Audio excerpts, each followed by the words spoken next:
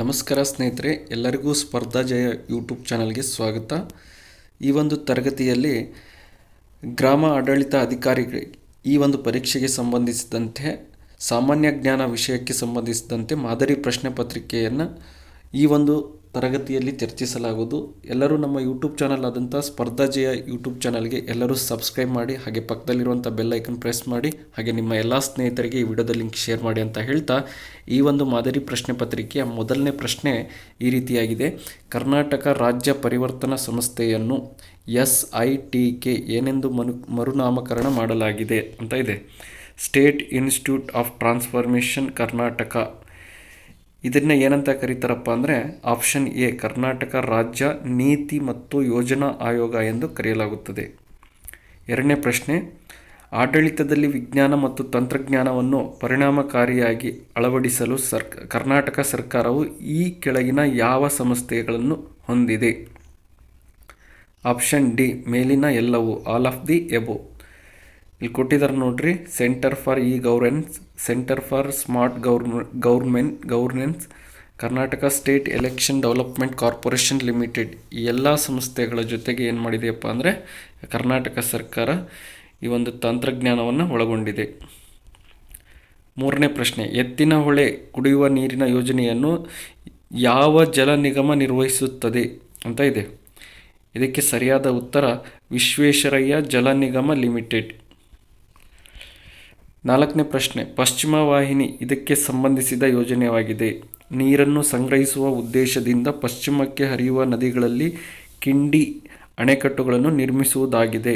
ಪಶ್ಚಿಮ ವಾಹಿನಿ ಅನ್ನೋದು ಇಲ್ಲಿ ನೀರನ್ನು ಸಂಗ್ರಹಿಸುವ ಉದ್ದೇಶದಿಂದ ಪಶ್ಚಿಮಕ್ಕೆ ಹರಿಯುವ ನದಿಗಳಲ್ಲಿ ಕಿಂಡಿ ಅಣೆಕಟ್ಟುಗಳನ್ನು ನಿರ್ಮಿಸುವುದು ಇದು ಪ್ರಮುಖ ಯೋಜನೆಯ ಉದ್ದೇಶವಾಗಿದೆ.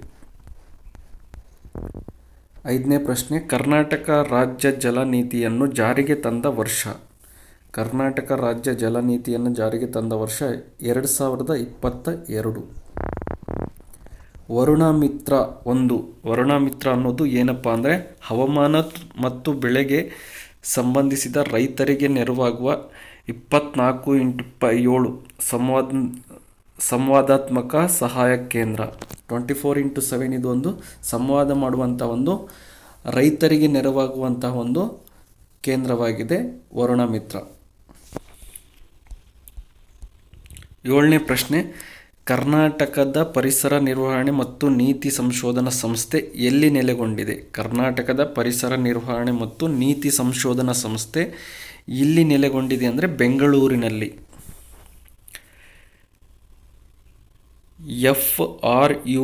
FRUITS ಫ್ರೂಟಿಸ್ ಪೋರ್ಟಲ್ ಸರಿಯಾದ ವಿಸ್ತರಣೆ ಏನು ಅಂತ ಇದೆ.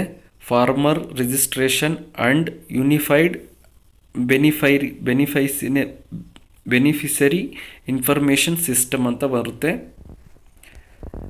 ನೆಕ್ಸ್ಟ್ 9ನೇ ಪ್ರಶ್ನೆ, ಕರ್ನಾಟಕದ ಸೈಬರ್ ಸೆಕ್ಯುರಿಟಿ ಆಪರೇಟಿಂಗ್ ಸೆಂಟರ್ ಈ ಕೆಳಗಿನವರಿಂದ ಬೆಂಬಲವನ್ನು ಪಡೆಯುತ್ತದೆ. ಯಾರಿಂದ ಬೆಂಬಲ ಪಡೆಯುತ್ತಪ್ಪ ಅಂದರೆ ಆಲ್ ಆಫ್ ದಿ ಎಬೋ. ಇಲ್ಲಿ ಕೊಟ್ಟಿರುವಂತಹ ಎಲ್ಲ ಹೇಳಿಕೆಗಳಿಂದ ಸರಿಯಾಗಿದ್ದಾವೆ. The Indian computer emergency response team, ministry of electronics and information technology, national critical information infrastructure protection centre. ಈ ಎಲ್ಲ ಸಂಸ್ಥೆಗಳಿಂದ ಇದು ಏನಪ್ಪ ಅಂದರೆ ಸಹಾಯವನ್ನು ಪಡೆಯುತ್ತದೆ. ಕರ್ನಾಟಕದ ಮಾನವ ಸಂಪನ್ಮೂಲ ನಿರ್ವಹಣಾ ವ್ಯವಸ್ಥೆಯ ಈ ಮಾದರಿಯ ಸೇವೆಯಾಗಿದೆ. G2E ಕರ್ನಾಟಕ ಮಾನವ ಸಂಪನ್ಮೂಲ ನಿರ್ವಹಣಾ ವ್ಯವಸ್ಥೆ ಇದು G2E ಅನ್ನೋ ಒಂದು ವ್ಯವಸ್ಥೆಯಾಗಿದೆ. 11ನೇ ಪ್ರಶ್ನೆ, ನಾಗರಿಕರು ತಮ್ಮ ವೈಯಕ್ತಿಕ ದಾಖಲೆಗಳನ್ನು ಯಾವುದೇ ಸಮಯದಲ್ಲಿ ಎಲ್ಲಿ ಬೇಕಾದರೂ ಪಡೆಯಲು ಯಾವ ವ್ಯವಸ್ಥೆಯ ಸಹಾಯ ಮಾಡುತ್ತದೆ? ವೈಯಕ್ತಿಕ ದಾಖಲೆಗಳನ್ನು ಯಾವ ಸಮಯದಲ್ಲಾದರೂ ಬೇಕಾದಾಗ ಅದನ್ನು ನಾವು ಪಡೆದುಕೊಳ್ಳುವುದಕ್ಕೆ ಡಿಜಿ ಲಾಕರ್ ಅನ್ನೋ ಒಂದು ಸಿಸ್ಟಮನ್ನು ಪರಿಚಯ ಮಾಡಿದೆ. ಆಪ್ಷನ್ ಬಿ ಸರಿಯಾದ ಉತ್ತರ. 12, ಕನ್ನಡದ ನಿಘಂಟುಗಳು ಮತ್ತು ಪದಕೋಶಗಳನ್ನು ಸಾರ್ವಜನಿಕ ಬಳಕೆಗೆ ದೊರಕಿಸಲು ಕರ್ನಾಟಕ ಸರ್ಕಾರವು ಈ ಜಾಲತಾಣ ಆರಂಭಿಸಿದೆ. ಪದಕಣಜ. ಕನ್ನಡದ ನಿಘಂಟುಗಳು ಮತ್ತು ಪದಕೋಶಗಳನ್ನು ಸಾರ್ವಜನಿಕ ಬಳಕೆಗಾಗಿ ದೊರಕಿಸಲು ಕರ್ನಾಟಕ ಸರ್ಕಾರವು ಈ ಜಾಲತಾಣವನ್ನು ಆರಂಭಿಸಿದೆ ಅಂದರೆ ಅದು ಪದಕಣಜ ಅನ್ನೋದು. ನಿಘಂಟು ಮತ್ತು ಪದಕೋಶಗಳಿಗೆ ಕರ್ನಾಟಕ ಸರ್ಕಾರ ರಚನೆ ಮಾಡಿರುವಂಥ ಜಾಲತಾಣ ಅದು ಪದಕಣಜ. 13ನೇ ಪ್ರಶ್ನೆ, ಕರ್ನಾಟಕದ ಅರಣ್ಯದ ಕುರಿತು ಈ ಕೆಳಗಿನ ಹೇಳಿಕೆಗಳನ್ನು ಪರಿಗಣಿಸಿ ಕೆಳಗಿನ ಪ್ರಶ್ನೆಗಳಿಗೆ ಉತ್ತರಿಸಿ ಅಂತ ಇದೆ. ಇಲ್ಲಿ ಈ ಒಂದು ಹೇಳಿಕೆಯನ್ನು ಪರಿಗಣಿಸಿ ಇಲ್ಲಿ ಯಾವ ಸರಿಯಾಗಿ ಕೊಟ್ಟಿದ್ದಾರೆ ಅಂದರೆ ಹೇಳಬೇಕಾಗುತ್ತೆ. ಇಲ್ಲಿ ಕೊಟ್ಟಿರುವಂತಹ ಎಲ್ಲ ಹೇಳಿಕೆಗಳು ಸರಿಯಾಗಿದೆ. ಕರ್ನಾಟಕದಲ್ಲಿ ಕೊಡಗು ಜಿಲ್ಲೆಯು ತನ್ನ ಒಟ್ಟು ವಿಸ್ತೀರ್ಣದಲ್ಲಿ ಹೆಚ್ಚಿನ ಶೇಕಡಾವಾರು ಅರಣ್ಯ ಪ್ರದೇಶವನ್ನು ಹೊಂದಿದೆ. ನಂತರ ಉತ್ತರ ಕನ್ನಡ ಜಿಲ್ಲೆಯು ಕರ್ನಾಟಕದಲ್ಲಿ ಅತಿ ಹೆಚ್ಚು ಅರಣ್ಯ ಪ್ರದೇಶವನ್ನು ಹೊಂದಿರುವ ಜಿಲ್ಲೆಯಾಗಿದೆ. ಮೈಸೂರು ಜಿಲ್ಲೆ ತನ್ನ ಒಟ್ಟು ಪ್ರದೇಶದ ಕನಿಷ್ಠ ಶೇಕಡಾವಾರು ಅರಣ್ಯ ಪ್ರದೇಶವನ್ನು ಹೊಂದಿದ್ದು ಮತ್ತು ಕರ್ನಾಟಕದಲ್ಲಿ ಕಡಿಮೆ ಅರಣ್ಯ ಪ್ರದೇಶವನ್ನು ಹೊಂದಿರುವ ಜಿಲ್ಲೆಯಾಗಿದೆ. ಕರ್ನಾಟಕದ ಬಗ್ಗೆ ಈ ಕೆಳಗಿನ ಹೇಳಿಕೆಗಳನ್ನು ಪರಿಗಣಿಸಿ ಕೆಳಗಿನ ಪ್ರಶ್ನೆಗಳಿಗೆ ಉತ್ತರಿಸಿ. ಈ ಕೊಟ್ಟಿರುವಂಥ ಹೇಳಿಕೆಗಳಲ್ಲಿ ಯಾವ ಸರಿಯಾಗಿದೆಯಪ್ಪ ಅಂದರೆ ಕೊಟ್ಟಿರುವಂಥ ಎಲ್ಲ ಹೇಳಿಕೆ ಸರಿಯಾಗಿದೆ. ಕರ್ನಾಟಕದಲ್ಲಿ 5 ರಾಷ್ಟ್ರೀಯ ಉದ್ಯಾನವನಗಳಿವೆ. ನಂತರ ಕರ್ನಾಟಕದಲ್ಲಿ 5 ಹುಲಿ ಸಂರಕ್ಷಿತ ಪ್ರದೇಶಗಳಿವೆ. ಕರ್ನಾಟಕದಲ್ಲಿ 4 ರಾಮ್ಸರ್ ತಾಣಗಳಿವೆ. ಈ ಎಲ್ಲ ಹೇಳಿಕೆಗಳು ಸರಿಯಾಗಿವೆ. 15ನೇ ಪ್ರಶ್ನೆ, 2022-23ರಲ್ಲಿ ಯಾವ ಜಿಲ್ಲೆ ಅತ್ಯಂತ ಕಡಿಮೆ ತಲಾ ಆದಾಯವನ್ನು ಹೊಂದಿದೆ? ಕಡಿಮೆ ತಲಾ ಆದಾಯವನ್ನು ಹೊಂದಿರುವಂಥ ಜಿಲ್ಲೆ ಕಲಬುರಗಿ. 16ನೇ ಪ್ರಶ್ನೆ, ಕೆಳಗಿನ ಹೇಳಿಕೆಗಳಲ್ಲಿ ಯಾವುದು ಸರಿಯಾಗಿದೆ ಅಂತದ್ದು. ಈ ಹೇಳಿಕೆಗಳಲ್ಲಿ ಕೊಟ್ಟಿರುವಂತಹ 1 ಮತ್ತು 2ನೇ ಹೇಳಿಕೆ ಮಾತ್ರ ಸರಿಯಾಗಿದೆ. ಅರಿವು ಕೇಂದ್ರ ಎಂದು ಮರುನಾಮಕರಣಗೊಂಡ ಗ್ರಾಮ ಪಂಚಾಯಿತಿ ಗ್ರಂಥಾಲಯಗಳನ್ನು RDPR ಇಲಾಖೆ ವಹಿಸಿಕೊಂಡಿದೆ. ನಂತರ ನರೇಗಾ ಕಾರ್ಮಿಕರಲ್ಲಿ ಸಾಂಕ್ರಾಮಿಕವಲ್ಲದ ರೋಗಗಳನ್ನು ಶೀಘ್ರವಾಗಿ ತಡೆಗಟ್ಟುವ ಉದ್ದೇಶದಿಂದ ವೇದಿಕೆಯಲ್ಲಿ ಗ್ರಾಮ ಆರೋಗ್ಯ ಅಭಿಯಾನವನ್ನು ಪ್ರಾರಂಭಿಸಲಾಗಿದೆ ಮತ್ತು ಕಾರ್ಮಿಕರಿಗೆ ಆರೋಗ್ಯ ಕಿಟ್ ಅನ್ನು ವಿತರಿಸಲಾಗಿದೆ.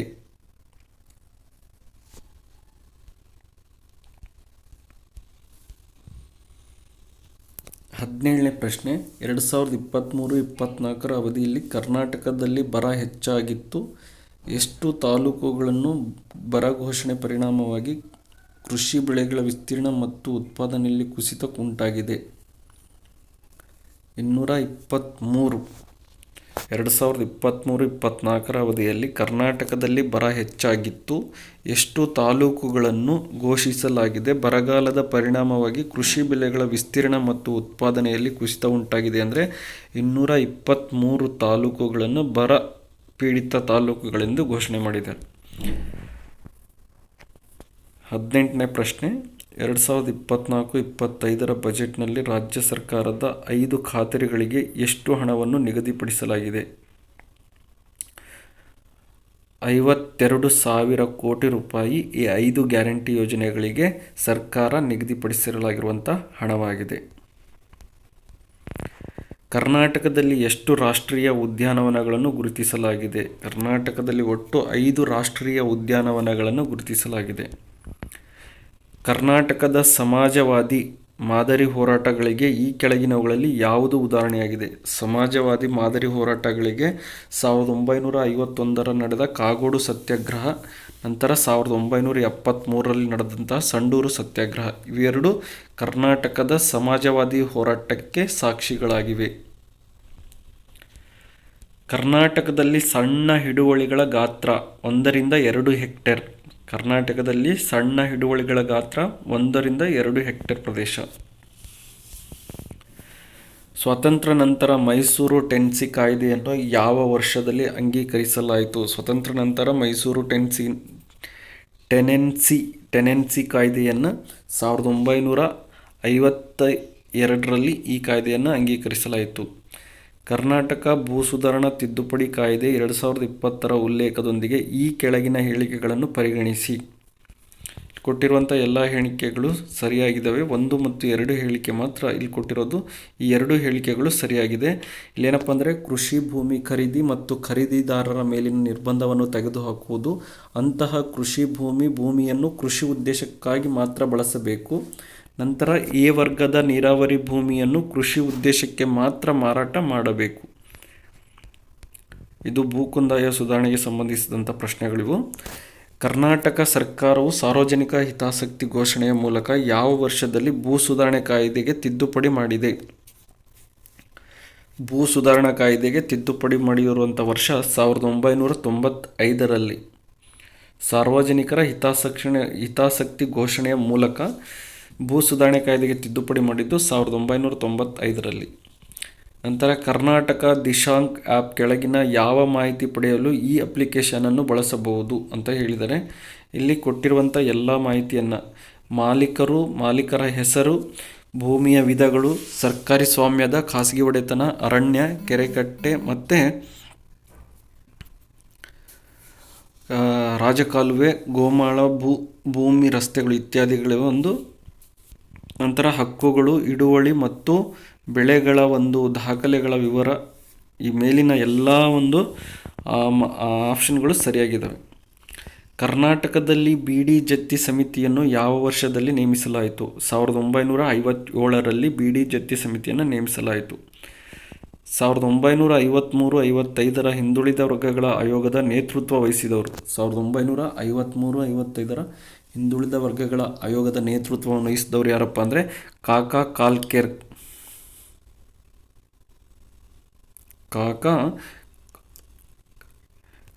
ಕಾಲ್ಕರ್ ಅನ್ನೋರು ಈ 53-55ರ ಹಿಂದುಳಿದ ವರ್ಗಗಳ ಆಯೋಗದ ನೇತೃತ್ವವನ್ನು ವಹಿಸಿದ್ದರು. ಕೆಳಗಿನವುಗಳಲ್ಲಿ ಯಾವುದು ಗ್ರಾಮೀಣ ಸಾಲದ ಸಾಂಸ್ಥಿಕ ಮೂಲಗಳು? ಗ್ರಾಮೀಣ ಸಾಲದ ಸಾಂಸ್ಥಿಕ ಮೂಲಗಳು ಯಾವುವು ಅಂದರೆ ಪ್ರಾದೇಶಿಕ ಗ್ರಾಮೀಣ ಬ್ಯಾಂಕುಗಳು. ಭಾರತ ಸರ್ಕಾರವು ಗ್ರಾಮೀಣ ಅಭಿವೃದ್ಧಿಗಾಗಿ ಈ ಕಾರ್ಯಕ್ರಮಗಳಲ್ಲಿ ಯಾವುದನ್ನು ಪ್ರಾರಂಭಿಸಿದೆ ಅಂತ ಇದೆ. ಮೇಲೆ ಕೊಟ್ಟಿರುವಂಥ ಎಲ್ಲ ಕಾರ್ಯಕ್ರಮವನ್ನು ರಾಷ್ಟ್ರೀಯ ಗ್ರಾಮೀಣ ಜೀವನೋಪಾಯ ಮಿಷನ್ ಅನ್ನು ಪ್ರಾರಂಭ ಮಾಡಿದೆ. ಮಹಾತ್ಮ ಗಾಂಧಿ ರಾಷ್ಟ್ರೀಯ ಗ್ರಾಮೀಣ ಉದ್ಯೋಗ ಖಾತರಿ ಕಾಯ್ದೆ, ಪ್ರಧಾನಮಂತ್ರಿ ಗ್ರಾಮ್ ಸಡಕ್ ಯೋಜನೆ ಎಲ್ಲ ಯೋಜನೆಗಳನ್ನು ಜಾರಿಗೊಳಿಸಿದೆ. ನಂತರ ರಾಷ್ಟ್ರೀಯ ಪಂಚಾಯತ್ ದಿವಸವನ್ನು ಆಚರಿಸುವುದು ಏಪ್ರಿಲ್ 24ರಂದು. ಈ ಕೆಳಗಿನ ಹೇಳಿಕೆಗಳಲ್ಲಿ ಯಾವುದು ಸರಿಯಾಗಿಲ್ಲ ಅಂತ. ಭಾರತ ಪಂಚಾಯತ್ ರಾಜ್ ವ್ಯವಸ್ಥೆಯನ್ನು ಜಾರಿಗೆ ತಂದ ಮೊದಲ ರಾಜ್ಯ ಮಧ್ಯಪ್ರದೇಶ್, ಇದು ತಪ್ಪಾಗಿದೆ. ಇಲ್ಲಿ ರಾಜಸ್ಥಾನ್ ಸರಿಯಾದ ಉತ್ತರ. ರಾಜಸ್ಥಾನ್ ರಾಜ್ಯ ಮೊದಲಿಗೆ ತರುತ್ತೆ, ನಂತರ ಆಂಧ್ರ ಪ್ರದೇಶ್ ತರುತ್ತೆ. ಇಲ್ಲಿ ಕೊಟ್ಟಿರುವಂಥ ಬಿ ಹೇಳಿಕೆ ತಪ್ಪಾಗಿದೆ. ಉಳಿದಿರುವಂಥ 3 ಹೇಳಿಕೆ ಸರಿಯಾಗಿದೆ. ಪಂಚಾಯತ್ ರಾಜನ್ನು ಭಾರತದಲ್ಲಿ ಜವಾಹರ್ಲಾಲ್ ನೆಹರು ಸ್ಥಾಪಿಸಿದರು. 73ನೇ ಸಂವಿಧಾನ ತಿದ್ದುಪಡಿಯನ್ನು 92ರಲ್ಲಿ ಜಾರಿಗೆ ತರಲಾಯಿತು. ತಮಿಳುನಾಡು ದ್ವಿಸದನ ವಿಧಾನಸಭೆಯನ್ನು ಅಳವಡಿಸಿಕೊಂಡಿದೆ. ಈ ಕೆಳಗಿನ ಯಾವ ವಿಧಿಯು ಪಂಚಾಯತ್ ರಾಜ್ಗೆ ಸಂಬಂಧಿಸಿದೆ? ಕೊಟ್ಟಿರುವಂಥ ಯಾವ ವಿಧಿ ಅಂದರೆ 243 ವಿಧಿ. ಇದು ಪಂಚಾಯತ್ ರಾಜ್ಗೆ ಸಂಬಂಧಿಸಿದಂಥ ವಿಧಿಗಳು. ನಂತರ ಪಂಚಾಯತ್ ರಾಜ್ ಸಂಸ್ಥೆಗಳ ದಕ್ಷತೆಯನ್ನು ಸುಧಾರಿಸಲು ಶಿಫಾರಸು ಮಾಡಲು 1977ರಲ್ಲಿ ಭಾರತ ಸರ್ಕಾರದಿಂದ ಈ ಕೆಳಗಿನ ಸಮಿತಿಗಳಲ್ಲಿ ಯಾವುದು ನೇಮಕಗೊಂಡಿದೆ? ಅಶೋಕ್ ಮೆಹ್ತಾ ಸಮಿತಿ ಅನ್ನೋದು ಇದೇನಪ್ಪ ಅಂದರೆ ಪಂಚಾಯತ್ ರಾಜ್ ಸಂಸ್ಥೆಗಳ ದಕ್ಷತೆಯನ್ನು ಸುಧಾರಿಸಲು ಕೈಗೊಂಡಂತಹ ಒಂದು ಸಮಿತಿಯಾಗಿದೆ. 1977ರಲ್ಲಿ ಅಶೋಕ್ ಮೆಹ್ತಾ ಸಮಿತಿ. 34ನೇ ಪ್ರಶ್ನೆ, ಈ ಕೆಳಗಿನವುಗಳಲ್ಲಿ ಯಾವುದು ಅಶೋಕ್ ಮೆಹ್ತಾ ಸಮಿತಿಯ ಶಿಫಾರಸುಗಳು ಅಂತ ಕೇಳಿದ್ದಾರೆ. ಅಶೋಕ್ ಮೆಹ್ತಾ ಸಮಿತಿಯ ಶಿಫಾರಸುಗಳು ಯಾವ್ಯಾವಪ್ಪ ಅಂದರೆ ಕೊಟ್ಟಿರುವಂಥ ಎಲ್ಲ ಇಲ್ಲಿ ಹೇಳಿಕೆಗಳು ಸರಿಯಾಗಿದ್ದಾವೆ. ಪಂಚಾಯತ್ ರಾಜ್ ಸಂಸ್ಥೆಯ ಕಡ್ಡಾಯ ಅಧಿಕಾರಗಳನ್ನು ಹೊಂದಿರಬೇಕು. ತಮ್ಮ ಸ್ವಂತ ಆರ್ಥಿಕ ಸಂಪನ್ಮೂಲಗಳು ಸಜ್ಜುಗೊಳಿಸಲು ತೆರಿಗೆಯನ್ನು ನೀಡಬೇಕು. ಪಂಚಾಯತ್ ರಾಜ್ 2 ಹಂತದ ವ್ಯವಸ್ಥೆಯನ್ನು ಶಿಫಾರಸು ಮಾಡಲಾಗಿದೆ. ಜಿಲ್ಲೆಯಲ್ಲಿ ಯೋಜನೆ ಮಾಡುವ ಜವಾಬ್ದಾರಿಯನ್ನು ಜಿಲ್ಲಾ ಮಟ್ಟದ ಪರಿಷತ್ತಿಗೆ ವಹಿಸಬೇಕು. ಇವೆಲ್ಲ ಹೇಳಿಕೆ ಸರಿಯಾಗಿದೆ. ನಂತರ ಸರ್ಕಾರದ ಇತ್ತೀಚಿನ ಮಾಹಿತಿಯ ಪ್ರಕಾರ ಕರ್ನಾಟಕದಲ್ಲಿರುವ ಜಿಲ್ಲಾ ಪಂಚಾಯಿತಿ, ತಾಲೂಕು ಪಂಚಾಯಿತಿ ಮತ್ತು ಗ್ರಾಮ ಪಂಚಾಯಿತಿಗಳ ಸಂಖ್ಯೆ ಕ್ರಮವಾಗಿ ತಿಳಿಸಿ ಅಂತ ಇದೆ. ಇಲ್ಲಿ ಜಿಲ್ಲಾ ಪಂಚಾಯಿತಿ 31 ಇದೆ, ತಾಲೂಕು ಪಂಚಾಯಿತಿ 239 ಇದೆ, ಹಾಗೆ ಗ್ರಾಮ ಪಂಚಾಯಿತಿ ಎಷ್ಟಿದಾವಪ್ಪ ಅಂದರೆ 5954. ಇದು ಸರಿಯಾದಂಥ ಉತ್ತರ. ಯಾವ ಸಾಂವಿಧಾನಿಕ ಅನುಚ್ಛೇದವು ಪಂಚಾಯತ್ ಅವಧಿಯನ್ನು ವ್ಯಾಖ್ಯಾನಿಸುತ್ತದೆ ಅಂತ ಕೊಟ್ಟಿದ್ದಾರೆ. ಇಲ್ಲಿ 243 ಈ ವಿಧಿ ಏನಪ್ಪ ಅಂದರೆ ಪಂಚಾಯತ್ ಅವಧಿಯನ್ನು ವ್ಯಾಖ್ಯಾನ ಮಾಡುತ್ತದೆ. 243 ಈ. ಸಾಂಪ್ರದಾಯಿಕ ಹಿಂದೂ ಸಮಾಜವನ್ನು ವ್ಯಕ್ತಿಯ ಉದ್ಯೋಗ ಆಧಾರದ ಮೇಲೆ ವರ್ಣಗಳಾಗಿ ವಿಂಗಡಿಸಲಾಗಿದೆ. ಸಾಂಪ್ರದಾಯಿಕ ಹಿಂದೂ ಸಮಾಜವನ್ನು ವ್ಯಕ್ತಿಯ ಉದ್ಯೋಗ ಆಧಾರದ ಮೇಲೆ ವರ್ಣಗಳಾಗಿ ವಿಂಗಡಿಸಲಾಗಿದೆ. ಅದು ಎಷ್ಟಪ್ಪ ಅಂದರೆ 4. ಡ್ಯಾಶ್ ನ್ಯಾಯವು ಪ್ರತಿಯೊಬ್ಬರೂ ದೈನಂದಿನ ಆಹಾರ ಮತ್ತು ಮೂಲಭೂತ ಅಗತ್ಯಗಳನ್ನು ಪೂರೈಸಲು ಸಾಕಷ್ಟು ಅವಕಾಶ ಹೊಂದಿರಬೇಕು. ಆರ್ಥಿಕ ನ್ಯಾಯವು ಪ್ರತಿಯೊಬ್ಬರೂ ದೈನಂದಿನ ಆಹಾರ ಮತ್ತು ಮೂಲಭೂತ ಅಗತ್ಯಗಳನ್ನು ಪೂರೈಸಲು ಸಾಕಷ್ಟು ಅವಕಾಶ ಹೊಂದಿರಬೇಕಾಗಿರುತ್ತದೆ. 39ನೇ ಪ್ರಶ್ನೆ, ಸೀಮಿತ ಪ್ರದೇಶದೊಳಗಿನ ಸಾಮಾಜಿಕ ಜೀವನದ ಒಟ್ಟು ಸಂಘಟನೆಯನ್ನು ಹೀಗೆ ಕರೆಯಲಾಗುತ್ತದೆ. ಒಂದು ಸಮುದಾಯ ಅಂತ ಕರೀತಾರೆ. ಸೀಮಿತ ಪ್ರದೇಶದೊಳಗಿನ ಸಾಮಾಜಿಕ ಜೀವನದ ಒಟ್ಟು ಸಂಘಟನೆಯನ್ನು ಒಂದು ಸಮುದಾಯ ಎಂದು ಕರೆಯಲಾಗುತ್ತದೆ. 40ನೇ ಪ್ರಶ್ನೆ, ಕೆಳಗಿನವುಗಳಲ್ಲಿ ಯಾವುದನ್ನು ಪ್ರಾಥಮಿಕ ಗುಂಪು ಎಂದು ಪರಿಗಣಿಸುವುದಿಲ್ಲ? ಪ್ರಾಥಮಿಕ ಗುಂಪು ಎಂದು ಕ್ರೌಡ್, ಇದನ್ನು ಗುಂಪನ್ನು ಪ್ರಾಥಮಿಕ ಗುಂಪು ಎಂದು ಪರಿಗಣಿಸುವುದಿಲ್ಲ. ಕುಟುಂಬವನ್ನು ಮತ್ತು ಪೀರ್ ಗ್ರೂಪನ್ನು ಮತ್ತು ನೆರೆಹೊರೆ ಇವರನ್ನೆಲ್ಲ ಪ್ರಾಥಮಿಕ ಗುಂಪು ಎಂದು ಪರಿಗಣಿಸಲಾಗುವುದು. ಆದರೆ ಗುಂಪನ್ನು, ಈ ಕ್ರೌಡನ್ನು ಪ್ರಾಥಮಿಕ ಗುಂಪು ಎಂದು ಪರಿಗಣಿಸಲಾಗುವುದಿಲ್ಲ. ಹಿಂದೂ ಧರ್ಮಶಾಸ್ತ್ರದ ಪ್ರಕಾರ ಬ್ರಾಹ್ಮಣ ಮಹಿಳೆ ಮತ್ತು ವೈಶ್ಯ ವರ್ಣ ಪುರುಷನ ನಡುವಿನ ವಿವಾಹವನ್ನು ಹೀಗೆ ಕರೆಯಲಾಗುತ್ತದೆ. ಬ್ರಾಹ್ಮಣ ಮಹಿಳೆ ಮತ್ತು ವೈಶ್ಯ ಪುರುಷನ ನಡುವೆ ನಡೆಯುವಂತಹ ವಿವಾಹ ಪದ್ಧತಿಗೆ ಪ್ರತಿಲೋಮ ವಿವಾಹ ಪದ್ಧತಿ ಅಂತ ಕರೀತಾರೆ. ಭಾರತ ವರ್ಷ ಎಂಬ ಪದವು ಮೂಲಭೂತ ಏಕತೆಯನ್ನು ಹೊಂದಿದೆ. ಭಾರತ ವರ್ಷ ಎಂಬುದು ಮೂಲಭೂತ ಏಕತೆಯನ್ನು ಸೂಚಿಸುತ್ತದೆ. ರಾಜ್ಯದ ರಾಜ್ಯಪಾಲರನ್ನು ರಾಷ್ಟ್ರಪತಿಗಳು ಯಾರ ಸಲಹೆಯ ಮೇರೆಗೆ ನೇಮಕ ಮಾಡಲಾಗುತ್ತದೆ? ರಾಜ್ಯದ ರಾಜ್ಯಪಾಲರನ್ನು ರಾಷ್ಟ್ರಪತಿಗಳು ಪ್ರಧಾನಮಂತ್ರಿಯವರ ಸಲಹೆಯ ಮೇರೆಗೆ ಅವರನ್ನು ನೇಮಕ ಮಾಡಲಾಗುತ್ತದೆ. 44ನೇ ಪ್ರಶ್ನೆ, ರಾಜ್ಯಸಭೆಯನ್ನು ವಿಧಾನ ಪರಿಷತ್ನಿಂದ ಪ್ರತ್ಯೇಕಿಸುವ ಒಂದು ವೈಶಿಷ್ಟ್ಯ. ಇದು ದೋಷಾರೋಪಣೆಯ ಮೂಲಕ ಅಥವಾ ದೋಷಾರೋಪಣೆಯ ಅಧಿಕಾರದಿಂದ ಇದನ್ನೇನು ಮಾಡುತ್ತಪ್ಪ ಅಂದರೆ ಈ ರಾಜ್ಯ ವಿಧಾನಸಭೆಯ ಪರಿಷತ್ನನ್ನು ಪ್ರತ್ಯೇಕಿಸಲು ಸಾಧ್ಯವಾಗುತ್ತದೆ. ರಾಜ್ಯಸಭೆಯನ್ನು ವಿಧಾನ ಪರಿಷತ್ನಿಂದ ಪ್ರತ್ಯೇಕಿಸಲು ಏನಪ್ಪ ಅಂದರೆ ಈ ದೋಷಾರೋಪಣೆಯ ಅಧಿಕಾರದಿಂದ ತೆಗೆದುಹಾಕಬಹುದು. 45ನೇ ಪ್ರಶ್ನೆ, ಸಂವಿಧಾನದ 78ನೇ ವಿಧಿಯು ವ್ಯವಹರಿಸುವುದು. ಸಂವಿಧಾನದ 78ನೇ ವಿಧಿ ಏನು ಹೇಳುತ್ತಪ್ಪ ಅಂದರೆ ಸರ್ಕಾರದ ನಿರ್ಧಾರಗಳು ಮತ್ತು ನೀತಿಗಳ ಬಗ್ಗೆ ಅಧ್ಯಕ್ಷರಿಗೆ ತಿಳಿಸುವ ಪ್ರಧಾನಮಂತ್ರಿಯ ಕರ್ತವ್ಯವಾಗಿರುತ್ತದೆ. 78ನೇ ವಿಧಿ ಏನಪ್ಪ ಅಂದರೆ ಸರ್ಕಾರದ ನಿರ್ಧಾರಗಳು ಮತ್ತು ನೀತಿಗಳ ಬಗ್ಗೆ ಅಧ್ಯಕ್ಷರಿಗೆ ತಿಳಿಸುವ ಪ್ರಧಾನಮಂತ್ರಿಯ ಕರ್ತವ್ಯವಾಗಿರುತ್ತದೆ. 46ನೇ ಪ್ರಶ್ನೆ, ಈ ಕೆಳಗಿನ ಯಾವ ಹೇಳಿಕೆಗಳು ಸತ್ಯವಾಗಿವೆ? ವಿಶ್ವಸಂಸ್ಥೆಯು UNO ಭಾರತದ ಸದಸ್ಯತ್ವವು ಭಾರತದ ಸಾರ್ವಭೌಮತ್ವವನ್ನು ಮಿತಿಗೊಳಿಸುವುದಿಲ್ಲ. 47ನೇ ಪ್ರಶ್ನೆ, ಈ ಕೆಳಗಿನವುಗಳಲ್ಲಿ ಯಾವುದು 1973ರ Kesavananda Bharati versus state of Kerala ಪ್ರಕರಣದ ಫಲಿತಾಂಶವಾಗಿದೆ? ಈ ಒಂದು ಪ್ರಕರಣದ ಫಲಿತಾಂಶ ಏನಪ್ಪ ಅಂದರೆ ಪೀಠಿಕೆಯು ಭಾರತೀಯ ಸಂವಿಧಾನದ ಒಂದು ಭಾಗವಾಗಿದೆ ಮತ್ತು ಸಂಸತ್ತಿನ ತಿದ್ದುಪಡಿ ಅಧಿಕಾರಕ್ಕೆ ಒಳಪಟ್ಟಿರುತ್ತೆ ಅನ್ನೋದು ಈ ಒಂದು ಪ್ರಕರಣದ ಫಲಿತಾಂಶವಾಗಿದೆ. ಪೀಠಿಕೆ ಅನ್ನೋದು ಭಾರತೀಯ ಸಂವಿಧಾನದ ಒಂದು ಭಾಗವಾಗಿದೆ. ಸಂಸತ್ತಿನ ತಿದ್ದುಪಡಿಗೆ ಅದನ್ನು ಅದು ಸಂಸತ್ತಿನ ತಿದ್ದುಪಡಿ ಅಧಿಕಾರಕ್ಕೆ ಅದು ಒಳಪಟ್ಟಿರುತ್ತದೆ ಅನ್ನೋದು ಈ ಒಂದು ಪ್ರಕರಣ ನೀಡಿರುವಂಥದ್ದು. ನೆಕ್ಸ್ಟ್ 48ನೇ ಪ್ರಶ್ನೆ, EVM ಯಂತ್ರಗಳ ಬಳಕೆಯು ಡ್ಯಾಶ್ ದಶಕದಿಂದ ಪ್ರಾರಂಭವಾಯಿತು? 1990ರಿಂದ EVMಗಳ ಬಳಕೆಯನ್ನು ಪ್ರಾರಂಭ ಮಾಡಿದರು. 49, ರಾಜ್ಯ ನೀತಿಯ ಡ್ಯಾಶ್ ಪ್ರಜಾಸತ್ತಾತ್ಮಕ ವಿಕೇಂದ್ರೀಕರಣದ ನಿಬಂಧನೆಯನ್ನು ಒಳಗೊಂಡಿದೆ.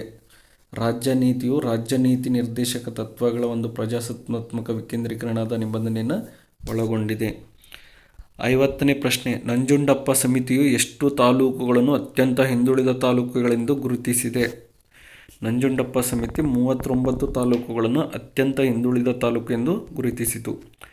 51ನೇ ಪ್ರಶ್ನೆ, ಸಂಸದೀಯ ರೀತಿಯ ಸರ್ಕಾರದಲ್ಲಿ ಮಂತ್ರಿಗಳ ಮಂಡಲವು ಯಾರ ಬೆಂಬಲ ಹೊಂದಿರುವವರಿಗೆ ಅಧಿಕಾರದಲ್ಲಿರಬಹುದು? ಸಂಸದೀಯ ರೀತಿಯ ಸರ್ಕಾರದಲ್ಲಿ ಮಂತ್ರಿಗಳ ಮಂಡಲವು ಯಾರ ಬೆಂಬಲವನ್ನು ಹೊಂದಿರುವವರೆಗೆ ಅಧಿಕಾರದಲ್ಲಿರಬಹುದು ಅಂದರೆ ಸಂಸತ್ತಿನ ಕೆಳಮನೆಯ ಬಹುಪಾಲು ಸದಸ್ಯರು ಬಹುಮತ ಹೊಂದಿರೋವರೆಗೂ ಅವರು ಅಧಿಕಾರದಲ್ಲಿರಬಹುದು. 52ನೇ ಪ್ರಶ್ನೆ, ಅಕ್ಬರ್ನ ಆದೇಶದ ಅಡಿಯಲ್ಲಿ ಅಭೂತಪೂರ್ವ ದೊಡ್ಡ ಕ್ಯಾನ್ವಾಸ್ನಲ್ಲಿ ಚಿತ್ರಿಸಲಾದ ಪ್ರಸಿದ್ಧ ಹಂಜಾನಾಮವನ್ನು ಮೂಲತಃ ಯಾವ ಭಾಷೆಯಲ್ಲಿ ಬರೆಯಲಾಗಿದೆ? ಇದು ಪರ್ಷಿಯನ್ ಭಾಷೆಯಲ್ಲಿ ಬರೆಯಲಾಗಿದೆ. ಹಂಜಾನಾಮವನ್ನು ಪರ್ಷಿಯನ್. 53ನೇ ಪ್ರಶ್ನೆ. ಬುದ್ಧನ ಮೂರ್ತಿಯನ್ನು ಚಿನ್ನದ ನಾಣ್ಯಗಳ ಮೇಲೆ ಬೋಡೋ ಮತ್ತು ತಾಮ್ರದ ನಾಣ್ಯಗಳ ಮೇಲೆ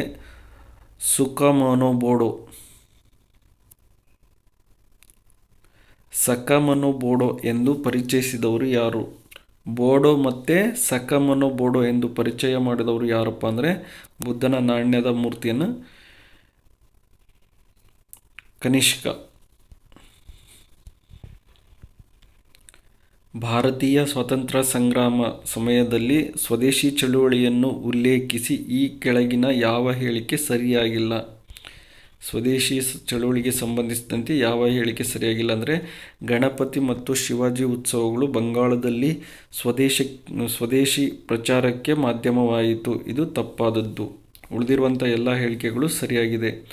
ಬಂಗಾಳದಲ್ಲಿ ಸ್ವದೇಶಿ ಚಳುವಳಿ ಥೀಮ್ ಹಾಡು ರವೀಂದ್ರನಾಥ್ ಅವರು ಅಮರ್ ಸೋನಾರ್ ಬಾಂಗ್ಲಾ ಆಗಿತ್ತು. ನಂತರ ಸರ್ ಸೈಯದ್ ಹೈದರ್ ರಜಾ ದೆಹಲಿಯಲ್ಲಿ ಸ್ವದೇಶಿ ಚಳುವಳಿಯನ್ನು ಮುನ್ನಡೆಸಿದನು. ನಂತರದಾಗಿ 1907ರಲ್ಲಿ ಕಾಂಗ್ರೆಸ್ನ ಸೂರತ್ ವಿಭಜನೆಯು ಸ್ವದೇಶಿ ಚಳುವಳಿಯನ್ನು ದುರ್ಬಲಗೊಳಿಸಿತು. ಪಟ್ಟಿ 1 ಪಟ್ಟಿ 2 ಹೊಂದಿಸಿ ಬರೆಯಿರಿ ಅಂತ ನೀಡಿದರೆ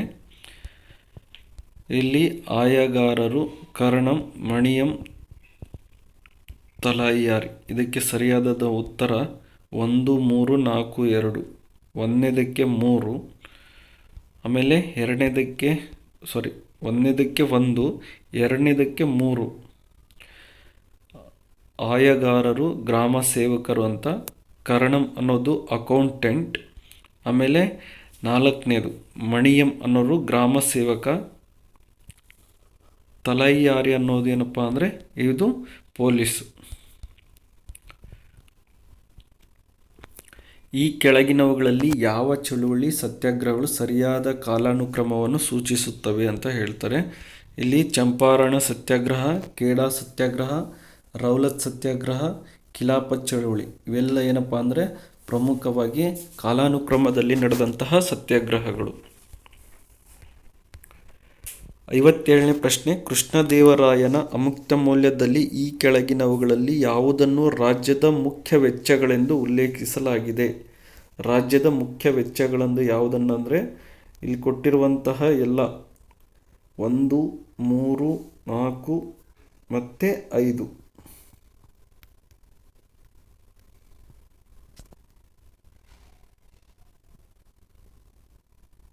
ರಾಜನ ವೈಯಕ್ತಿಕ ದತ್ತಿಗಳು ಮತ್ತು ಖರ್ಚುಗಳು, ನಂತರ ಅಭಿವೃದ್ಧಿ ಚಟುವಟಿಕೆಗಳು ಮತ್ತು ಸಾಮ್ರಾಜ್ಯದ ಭದ್ರತೆ, ಕುದುರೆಗಳ ಸ್ವಾಧೀನ ಮತ್ತು ನಿರ್ವಹಣೆ, ಪ್ರಾದೇಶಿಕ ವಿಸ್ತರಣೆಗಾಗಿ ಮಿಲಿಟರಿ ಕಾರ್ಯಾಚರಣೆಗಳು. ಈ ಎಲ್ಲವೂ ಸರಿಯಾದಂಥ ಉತ್ತರ.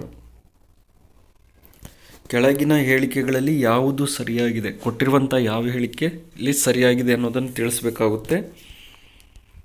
ಹೊಯ್ಸಳೇಶ್ವರ ದೇವಾಲಯ ಶಿವನಿಗೆ ಅರ್ಪಿತವಾಗಿದೆ. ಇದು ಸರಿಯಾಗಿದೆ.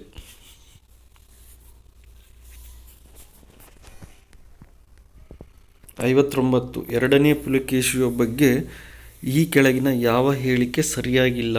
ಎರಡನೇ ಪುಲಿಕೇಶಿ ಅವನು ಬಾದಾಮಿಯಲ್ಲಿ ವೈಷ್ಣವ ಗುಹಾಲಯವನ್ನು ನಿರ್ಮಿಸಿದನು. ಇದು ತಪ್ಪಾದಂಥ ಒಂದು ಹೇಳಿಕೆ. ಉಳಿದಿರುವಂತಹ ಎಲ್ಲ ಹೇಳಿಕೆ ಸರಿಯಾದ. ಅವನು ತನ್ನ ಚಿಕ್ಕಪ್ಪ ಮಂಗಳೇಶ್ವರನೊಡನೆ 10 ಯುದ್ಧ ಮಾಡಿದನು. ರವಿಕೀರ್ತಿ ಐಹೊಳೆ ಶಾಸನದಲ್ಲಿ ಪುಲಿಕೇಶಿಯ ಸಾಧನೆಗಳ ಮಾಹಿತಿ ನೀಡಿದ್ದಾನೆ. ನಂತರ ಅವನು ದೀರ್ಘಕಾಲದ ಪಲ್ಲವ ಚಾಲುಕ್ಯ ಸಂಘರ್ಷಕ್ಕೆ ನಾಂದಿ ಹಾಕಿದನು. ಇವೆಲ್ಲ ಸರಿಯಾಗಿದೆ. ಆದರೆ ಅವನು ಬಾದಾಮಿಯಲ್ಲಿ ವೈಷ್ಣವ ಗುಹಾಲಯವನ್ನು ನಿರ್ಮಿಸಿದನು ಅನ್ನೋದು ತಪ್ಪಾದಂಥ ಒಂದು ಹೇಳಿಕೆ. 60ನೇ ಪ್ರಶ್ನೆ. ಈ ಕೆಳಗಿನ ಯಾವ ಹೇಳಿಕೆಯು ಕದಂಬ ರಾಜಸ್ಥಾಪಕ ಮಯೂರವರ್ಮನ ಕುರಿತು ನಿಜವಲ್ಲ? ಮಯೂರವರ್ಮನಿಗೆ ಸಂಬಂಧಿಸಿದಂತೆ ಯಾವ ಹೇಳಿಕೆ ತಪ್ಪಾಗಿದೆ ಅಂದರೆ ಆತ ತಾಳಗುಂದದ ಸ್ತಂಭ ಶಾಸನವನ್ನು ಕೆತ್ತಿಸಿದನು. ಇದು ತಪ್ಪಾಗಿದೆ. ಸರಿಯಾದ ಹೇಳಿಕೆಗಳು ಯಾವುವಪ್ಪ ಅಂದರೆ ಆತ ಪ್ರಾರಂಭದಲ್ಲಿ ಬ್ರಾಹ್ಮಣನಾಗಿದ್ದು ತರುವಾಯ ಕ್ಷತ್ರಿಯನಾದನು. ಆತ ಕಾಂಚೀಪುರಂನಲ್ಲಿನ ಉನ್ನತ ಶಿಕ್ಷಣಕ್ಕಾಗಿ ತೆರಳಿದನು. ನಂತರ ಕರ್ನಾಟಕದ ಕರಾವಳಿಯಲ್ಲಿ ಬ್ರಾಹ್ಮಣರು ನೆಲೆಸಲು ಆತ ಕಾರಣನಾದನು. ಇವೆಲ್ಲ ಸರಿಯಾದ ಹೇಳಿಕೆ. ಇಮ್ಮಡಿ ಪುಲಿಕೇಶಿ ತನ್ನ ಆಸ್ಥಾನದಲ್ಲಿ ಪರ್ಷಿಯಾದ ರಾಯಭಾರಿಗಳನ್ನು ಬರಮಾಡಿಕೊಳ್ಳುತ್ತಿರುವ ದೃಶ್ಯವನ್ನು ತೋರುವ ಚಿತ್ರ ಈ ಸ್ಥಳದಲ್ಲಿದೆ. ಎಲ್ಲಿದೆಯಪ್ಪ ಅಂದರೆ ಅಜಂತ ಗುಹಾಲಯ, ಮಹಾರಾಷ್ಟ್ರದ ಅಜಂತ ಗುಹಾಲಯದಲ್ಲಿ ಆ ಚಿತ್ರವನ್ನು ಕಾಣಬಹುದು. 62ನೇ ಪ್ರಶ್ನೆ, ಹರ್ಷನಿಗಿಂತ ಎರಡನೇ ಪುಲಿಕೇಶಿ ಹೆಚ್ಚಿನ ಸೇನಾ ಸಾಮರ್ಥ್ಯಕ್ಕೆ ಸಾಕ್ಷಿ ಕೆಳಕಂಡ ಯಾವುದರಲ್ಲಿ ಸಿಗುತ್ತದೆ? ಐಹೊಳೆ ಪ್ರಶಸ್ತಿ ಹಾಗೂ ಚೀನಿಯರ ವೃತ್ತಾಂತಗಳಲ್ಲಿ ಇದಕ್ಕೆ ಸಾಕ್ಷಿಯನ್ನು ಕಾಣಬಹುದು. ಹರ್ಷವರ್ಧನಿಗಿಂತ ಪುಲಿಕೇಶಿಯ ಸೇನೆ ಹೆಚ್ಚಿನ ಒಂದು ಸಾಮರ್ಥ್ಯ ಇತ್ತು ಅನ್ನೋದನ್ನು ಈ ಒಂದು ಐಹೊಳೆ ಪ್ರಶಸ್ತಿ ಶಾಸನದಲ್ಲಿ ಮತ್ತು ಚೀನಿಯರ ವೃತ್ತಾಂತಗಳಲ್ಲಿ ಕಂಡುಬರುತ್ತವೆ. 63ನೇ ಪ್ರಶ್ನೆ, ರಾಷ್ಟ್ರಕೂಟರ ಕಾಲದಲ್ಲಿ ಏಕಶಿಲೆಯಲ್ಲಿ ಕೆತ್ತಲಾದ ಶಿವ ದೇವಾಲಯವಿರುವ ಸ್ಥಳ ಯಾವುದು? ಇದಕ್ಕೆ ಸರಿಯಾದಂಥ ಉತ್ತರ ಎಲ್ಲೋರ. ಕವಿರಾಜ ಮಾರ್ಗವನ್ನು ಕನ್ನಡದ ಶ್ರೇಷ್ಠ ಸಾಹಿತ್ಯ ಕೃತಿ, ಅದು ರಚನೆಯಾದ್ದು ಯಾವ ರಾಜವಂಶರ ಆಶ್ರಯದಲ್ಲಿ ಅಂತ ಇದೆ. ಅದು ರಾಷ್ಟ್ರಕೂಟರ ಒಂದು ಕಾಲದಲ್ಲಿ ರಚನೆಯಾಯಿತು. 65ನೇ ಪ್ರಶ್ನೆ, ಗದ್ಯ ಕರ್ಣಾಮೃತ ಎನ್ನುವುದು ಈ ಕೆಳಕಂಡ ಅಧ್ಯಾಯಕ್ಕೆ ಮುಖ್ಯವಾದ ಆಕಾರ ಸಾಮಗ್ರಿಯಾಗಿದೆ. ಹೊಯ್ಸಳ ಪಾಂಡ್ಯ ಸಂಬಂಧಗಳು. ಗದ್ಯ ಕರ್ಣಾಮೃತ ಅನ್ನೋದು ಇದು ಹೊಯ್ಸಳರು ಮತ್ತು ಪಾಂಡ್ಯರಿಗೆ ನಡುವಿನ ಸಂಬಂಧದ ಬಗ್ಗೆ ತಿಳಿಸುತ್ತದೆ. 66ನೇ ಪ್ರಶ್ನೆ, ಕೆಳಗಿನವುಗಳಲ್ಲಿ ಹೊಯ್ಸಳ ದೇವಾಲಯ ವಾಸ್ತುಶಿಲ್ಪದ ವಿಶಿಷ್ಟ ಲಕ್ಷಣ ಯಾವುದು? ಹೊಯ್ಸಳ ದೇವಾಲಯದ ವಾಸ್ತುಶಿಲ್ಪದ ವಿಶಿಷ್ಟ ಲಕ್ಷಣ ನಕ್ಷತ್ರಾಕಾರದ ಗರ್ಭಗುಡಿಯನ್ನು ಹೊಂದಿರುತ್ತದೆ. ಇದು ವಿಶಿಷ್ಟವಾದಂಥ ಲಕ್ಷಣ. ನೆಕ್ಸ್ಟ್, ಭಾರತದ ಭೌಗೋಳಿಕ ಕೇಂದ್ರ ಯಾವುದಪ್ಪ ಅಂದರೆ ಜಬಲ್ಪುರ್. ಕೆಳಕಂಡ ಹೇಳಿಕೆಗಳಲ್ಲಿ ತಪ್ಪಾದದ್ದು ಯಾವುದಪ್ಪ ಅಂದರೆ ಭಾರತ ನೇಪಾಳಕ್ಕಿಂತ ಮಯನ್ಮಾರ್ನೊಂದಿಗೆ ಅತಿ ದೀರ್ಘ ಗಡಿಯನ್ನು ಹೊಂದಿದೆ ಅನ್ನೋದು ಇದು ತಪ್ಪಾಗಿದೆ. ಭಾರತ ಬಾಂಗ್ಲಾದೇಶದ ಅತಿ ದೀರ್ಘ ಗಡಿಯನ್ನು ಹೊಂದಿದೆ, ಇದು ಸರಿಯಾಗಿದೆ. ಭಾರತ ಅಫ್ಘಾನಿಸ್ತಾನದೊಂದಿಗೆ ಅತಿ ಕಡಿಮೆ ಗಡಿಯನ್ನು ಹೊಂದಿದೆ, ಇದು ಕೂಡ ಸರಿಯಾಗಿದೆ. ಆಮೇಲೆ ಭಾರತ ಪಾಕಿಸ್ತಾನಕ್ಕಿಂತ ಚೀನಾದೊಂದಿಗೆ ಅತಿ ದೀರ್ಘ ಗಡಿಗಳನ್ನು ಹೊಂದಿದೆ, ಇದು ಸರಿಯಾಗಿದೆ. ಆದರೆ 4ನೇ ಆಪ್ಷನ್ ಮಾತ್ರ ತಪ್ಪಾಗಿದೆ. ಭಾರತದಲ್ಲಿ ಬೇಸಿಗೆ ಕಾಲದ ಮಳೆಯ ರಾಜ್ಯದ ಹೆಸರು ತಪ್ಪಾದದ್ದು. Paschima Bangala mangrove showers mango showers ಅನ್ನೋ ಕರೀತಾರೆ, ಇದು ತಪ್ಪಾಗಿದೆ. ಉತ್ತರ ಪ್ರದೇಶದಲ್ಲಿ ಆ್ಯಂಡೀಸ್ ಅಂತ ಕರೀತಾರೆ. ಕರ್ನಾಟಕದಲ್ಲಿ ಕಾಫಿ ತುಂತುರು ಮಳೆ ಅಂತ ಕರೀತಾರೆ. ಕೇರಳದಲ್ಲಿ ಮಾವಿನ ಹುಲ್ಲು ಅಂತ ಕರೀತಾರೆ. ಆದರೆ ಪಶ್ಚಿಮ ಬಂಗಾಳದಲ್ಲಿ ಮ್ಯಾಂಗ್ರೋವ್ ಶವರ್ಸ್ ಅನ್ನೋದು ತಪ್ಪಾಗಿದೆ. ಕೆಳಕಂಡಗಳಲ್ಲಿ ತಪ್ಪಾದದ್ದು ಯಾವುದು ಅಂದರೆ ಭೂಮಿಯ ಸಂಭಾಜಕ ವೃತ್ತದ ವ್ಯಾಸ 40,076 ಕಿಲೋಮೀಟರ್, ಇದು ತಪ್ಪಾದದ್ದು. ಧ್ರುವೀಯ ವ್ಯಾಸ ಎಷ್ಟಿದೆ ಅಂದರೆ 12,714 ಕಿಲೋಮೀಟರ್. ಧ್ರುವೀಯ ಸುತ್ತಳತೆ 40,008 ಕಿಲೋಮೀಟರ್ಗಳಷ್ಟಿದೆ. ಭೂಮಿಯ ಒಟ್ಟು ಭೌಗೋಳಿಕ ಕ್ಷೇತ್ರ 510 ದಶಲಕ್ಷ ಚದರ ಕಿಲೋಮೀಟರ್. ಇಲ್ಲಿ ತಪ್ಪಾದದ್ದು ಭೂಮಿಯ ಸಮಭಾಜಕ ವೃತ್ತದ ವ್ಯಾಸ 40,076 ಕಿಲೋಮೀಟರ್ ಅನ್ನೋದು ತಪ್ಪಾಗಿದೆ. ವೆಸ್ಟ್ ಇಂಡೀಸ್ ಪ್ರದೇಶದಲ್ಲಿ ಚಂಡಮಾರುತಗಳನ್ನು ಹೀಗೆ ಕರೆಯುತ್ತಾರೆ. ವೆಸ್ಟ್ ಇಂಡೀಸ್ ಪ್ರದೇಶದಲ್ಲಿ ಚಂಡಮಾರುತಗಳನ್ನು ಹರಿಕೇನ್ಸ್ ಅಂತ ಕರೀತಾರೆ. ಕೆನಡಾದಲ್ಲಿನ ಹುಲ್ಲುಗಾವಲುಗಳಿಗೆ ಹೀಗೆಂದು ಕರೆಯಲಾಗುತ್ತದೆ. ಕೆನಡಾದಲ್ಲಿ ಕಂಡುಬರುವಂಥ ಹುಲ್ಲುಗಾವಲನ್ನು ಪೈರಿಸ್ ಹುಲ್ಲುಗಾವಲು ಎಂದು ಕರೆಯುತ್ತಾರೆ. ವಿಶ್ವದ ಅತಿ ಉದ್ದದ ನದಿಗಳಲ್ಲಿ ಒಂದಾಗಿರುವ ನೈಲ್ ಯಾವ ಆಫ್ರಿಕನ್ ದೇಶದಲ್ಲಿ ತನ್ನ ಮೂಲವನ್ನು ಹೊಂದಿದೆ? ನೈಲ್ ನದಿಯು ತನ್ನ ಮೂಲ ಯಾವುದಪ್ಪ ಅಂದರೆ ಇಥಿಯೋಪಿಯಾ. ಚಾರ್ಮುಡಿ ಘಾಟ್ ಸಂಪರ್ಕಿಸುವುದು ಮಂಗಳೂರು ಮತ್ತು ಚಿಕ್ಕಮಗಳೂರು ನಡುವೆ. ಕೆಳಕಂಡವುಗಳಲ್ಲಿ ತಪ್ಪಾದದ್ದು ಮಂಗಳೂರು ಕಾಫಿ ನಾಡು, ಇದು ತಪ್ಪಾಗಿದೆ. ಕಿತ್ತಳೆ ನಾಡು ಕೊಡಗು ಕರೆಕ್ಟಾಗಿದೆ. ಕರ್ನಾಟಕದ ಮ್ಯಾಂಚೆಸ್ಟರ್ ದಾವಣಗೆರೆ. ಕರ್ನಾಟಕದ ಸಕ್ಕರೆ ಬಟ್ಟಲು ಬೆಳಗಾವಿ. ಆದರೆ ಕಾಫಿ ನಾಡು ಚಿಕ್ಕಮಗಳೂರು, ಇದು ಮಂಗಳೂರು ಅಂತ ಕೊಟ್ಟಿದ್ದಾರೆ, ತಪ್ಪಾಗಿದೆ. ಮುಂದಿನ ಪ್ರಶ್ನೆ, ಜೌಗು ಪ್ರದೇಶಗಳಲ್ಲಿ, ಕರಾವಳಿ ಪ್ರದೇಶಗಳಲ್ಲಿ, ನದಿ ಮುಖಜ ಭೂಮಿಗಳಲ್ಲಿ, ಸಮುದ್ರದ ಅಂಚಿನಲ್ಲಿ ಬೆಳೆಯುವ ಕಾಡುಗಳಿಗೆ ಮ್ಯಾಂಗ್ರೋವ್ ಕಾಡುಗಳು ಎಂದು ಕರೆಯುತ್ತಾರೆ. 77ನೇ ಪ್ರಶ್ನೆ, ಕೆಳಕಂಡ ಯಾವ ಕನ್ನಡಿಗರನ್ನು ಲೋಕಪಾಲ್ ಸದಸ್ಯರಾಗಿ ಆಯ್ಕೆ ಮಾಡಲಾಗಿದೆ? ಎಲ್ ನಾರಾಯಣಸ್ವಾಮಿ ಅವರಿಗೆ ಲೋಕಪಾಲ್ ಸದಸ್ಯರಾಗಿ ಆಯ್ಕೆ ಮಾಡಲಾಗಿದೆ.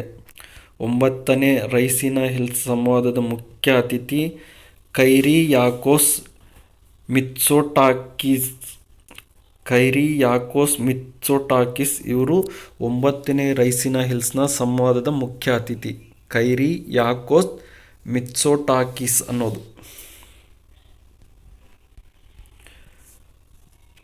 ಮಧ್ಯಪ್ರದೇಶ ಈ ಕೆಳಕಂಡ ಯಾವ ಪ್ರಾಣಿಗಳ ಸಂಖ್ಯೆಯಲ್ಲಿ ಪ್ರಥಮ ಸ್ಥಾನ ಹೊಂದಿದೆ ಅಂದರೆ ಚಿರತೆಗಳು. ಅತಿ ಹೆಚ್ಚು ಚಿರತೆಗಳನ್ನು ಕಂಡುಬರೋದು ಮಧ್ಯಪ್ರದೇಶದಲ್ಲಿ. 23-24ನೇ ಸಾಲಿನಲ್ಲಿ ಬಸವ ಪುರಸ್ಕಾರ ಪಡೆದವರು ಯಾರಪ್ಪ ಅಂದರೆ ಡಾಕ್ಟರ್ ಎನ್.ಜಿ. ಮಹದೇವಪ್ಪ. ಬಸವ ಪುರಸ್ಕಾರ ಡಾಕ್ಟರ್ ಎನ್.ಜಿ. ಮಹದೇವಪ್ಪ. 23-24ನೇ ಸಾಲಿನಲ್ಲಿ ಪಂಪ ಪ್ರಶಸ್ತಿ ಪಡೆದವರು ನಾ ಡಿಸೋಜಾ. ಪ್ರಪಂಚದಾದ್ಯಂತ ರಾಷ್ಟ್ರಗಳ ವ್ಯಾಪಾರ ಮತ್ತು ವಾಣಿಜ್ಯ ಸಚಿವರುಗಳನ್ನು ಒಗ್ಗೂಡಿಸುವ ವ್ಯಾಪಾರ ಸಂಘಟನೆಯು 13ನೇ ಸಚಿವರ ಸಮ್ಮೇಳನವು 2024 ಫೆಬ್ರವರಿ 26ರಿಂದ 2024 ಫೆಬ್ರವರಿ 29ರವರೆಗೆ 4 ದಿನಗಳ ಕಾಲ ಡ್ಯಾಶ್ನಲ್ಲಿ ಜರುಗಿತು. ಎಲ್ಲಿ ಜರುಗಿತಪ್ಪ ಅಂದರೆ ಅಬುಧಾಬಿಯಲ್ಲಿ. ಡ್ಯಾಶ್ ದೇಶದಲ್ಲಿ ಗಲ್ಲು ಶಿಕ್ಷೆಗೆ ಗುರಿಯಾಗಿದ್ದ 8 ಮಂದಿ ಭಾರತೀಯ ನೌಕಾಪಡೆಯ ನಿವೃತ್ತ ಯೋಧರ ಬಿಡುಗಡೆ ಮಾಡಲಾಯಿತು. ಇದು ಭಾರತ ರಾಜತಾಂತ್ರಿಕತೆಗೆ ಸಿಕ್ಕ ದೊಡ್ಡ ಜಯವಾಗಿದೆ. ಕತಾರ್ ದೇಶದಲ್ಲಿ ಗಲ್ಲು ಶಿಕ್ಷೆಗೆ ಗುರಿಯಾಗಿರುವಂತಹ ನೌಕಾಪಡೆಯ ನಿವೃತ್ತ ಯೋಧರು 2024 ಬೆಂಗಳೂರು ಚಲನಚಿತ್ರೋತ್ಸವದಲ್ಲಿ ಜೀವಮಾನ ಸಾಧನೆ ಪ್ರಶಸ್ತಿ ಪುರಸ್ಕೃತರು. ಜೀವಮಾನ ಮೈಸೂರು ಶ್ರೀನಿವಾಸ್ ಸತ್ಯ.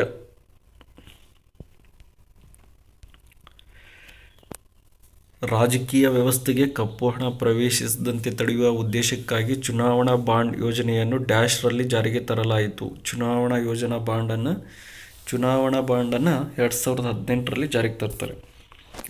2023 4ನೇ ಆವೃತ್ತಿಯ 2023ರ 4ನೇ ಆವೃತ್ತಿಯ ಖೇಲೋ ಇಂಡಿಯಾ ವಿಶ್ವವಿದ್ಯಾಲಯ ಕ್ರೀಡಾಕೂಟ ಎಲ್ಲಿ ನಡೆಯಲಿಲ್ಲ ಅಂತ ಕೇಳಿದರೆ ಮಣಿಪುರದಲ್ಲಿ ನಡೆಯಲಿಲ್ಲ. ಉಳಿದಿರೋ ಅಸ್ಸಾಂ, ಅರುಣಾಚಲ್ ಪ್ರದೇಶ್, ಮೇಘಾಲಯದಲ್ಲಿ ನಡೆದಿದೆ. ಮಣಿಪುರದಲ್ಲಿ ಈವರೆಗೂ ನಡೆದಿಲ್ಲ.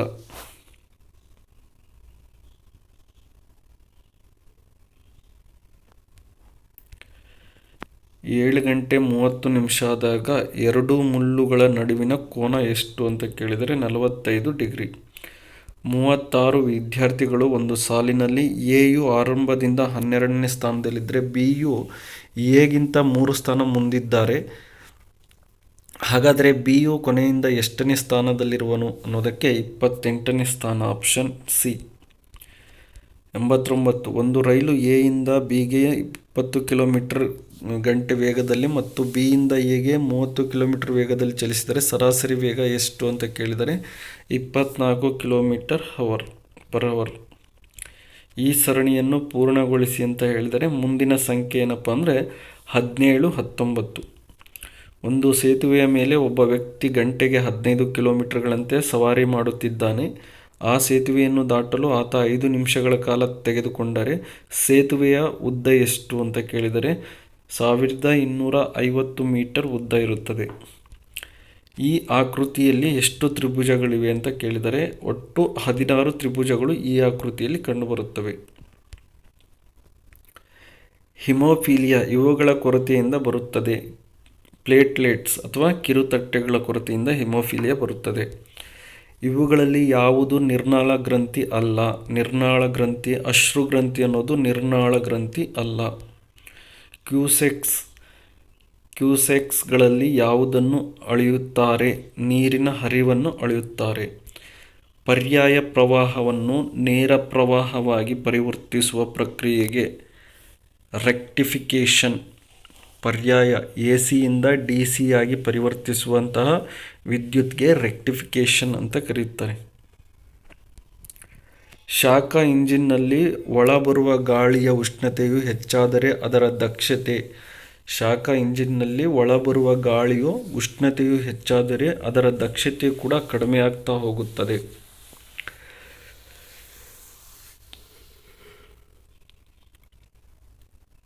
ವಿಶ್ವ ಉಗಮವನ್ನು ವಿವರಿಸುವ ಸಿದ್ಧಾಂತ ಬಿಗ್ ಬ್ಯಾಂಗ್ ಸಿದ್ಧಾಂತ.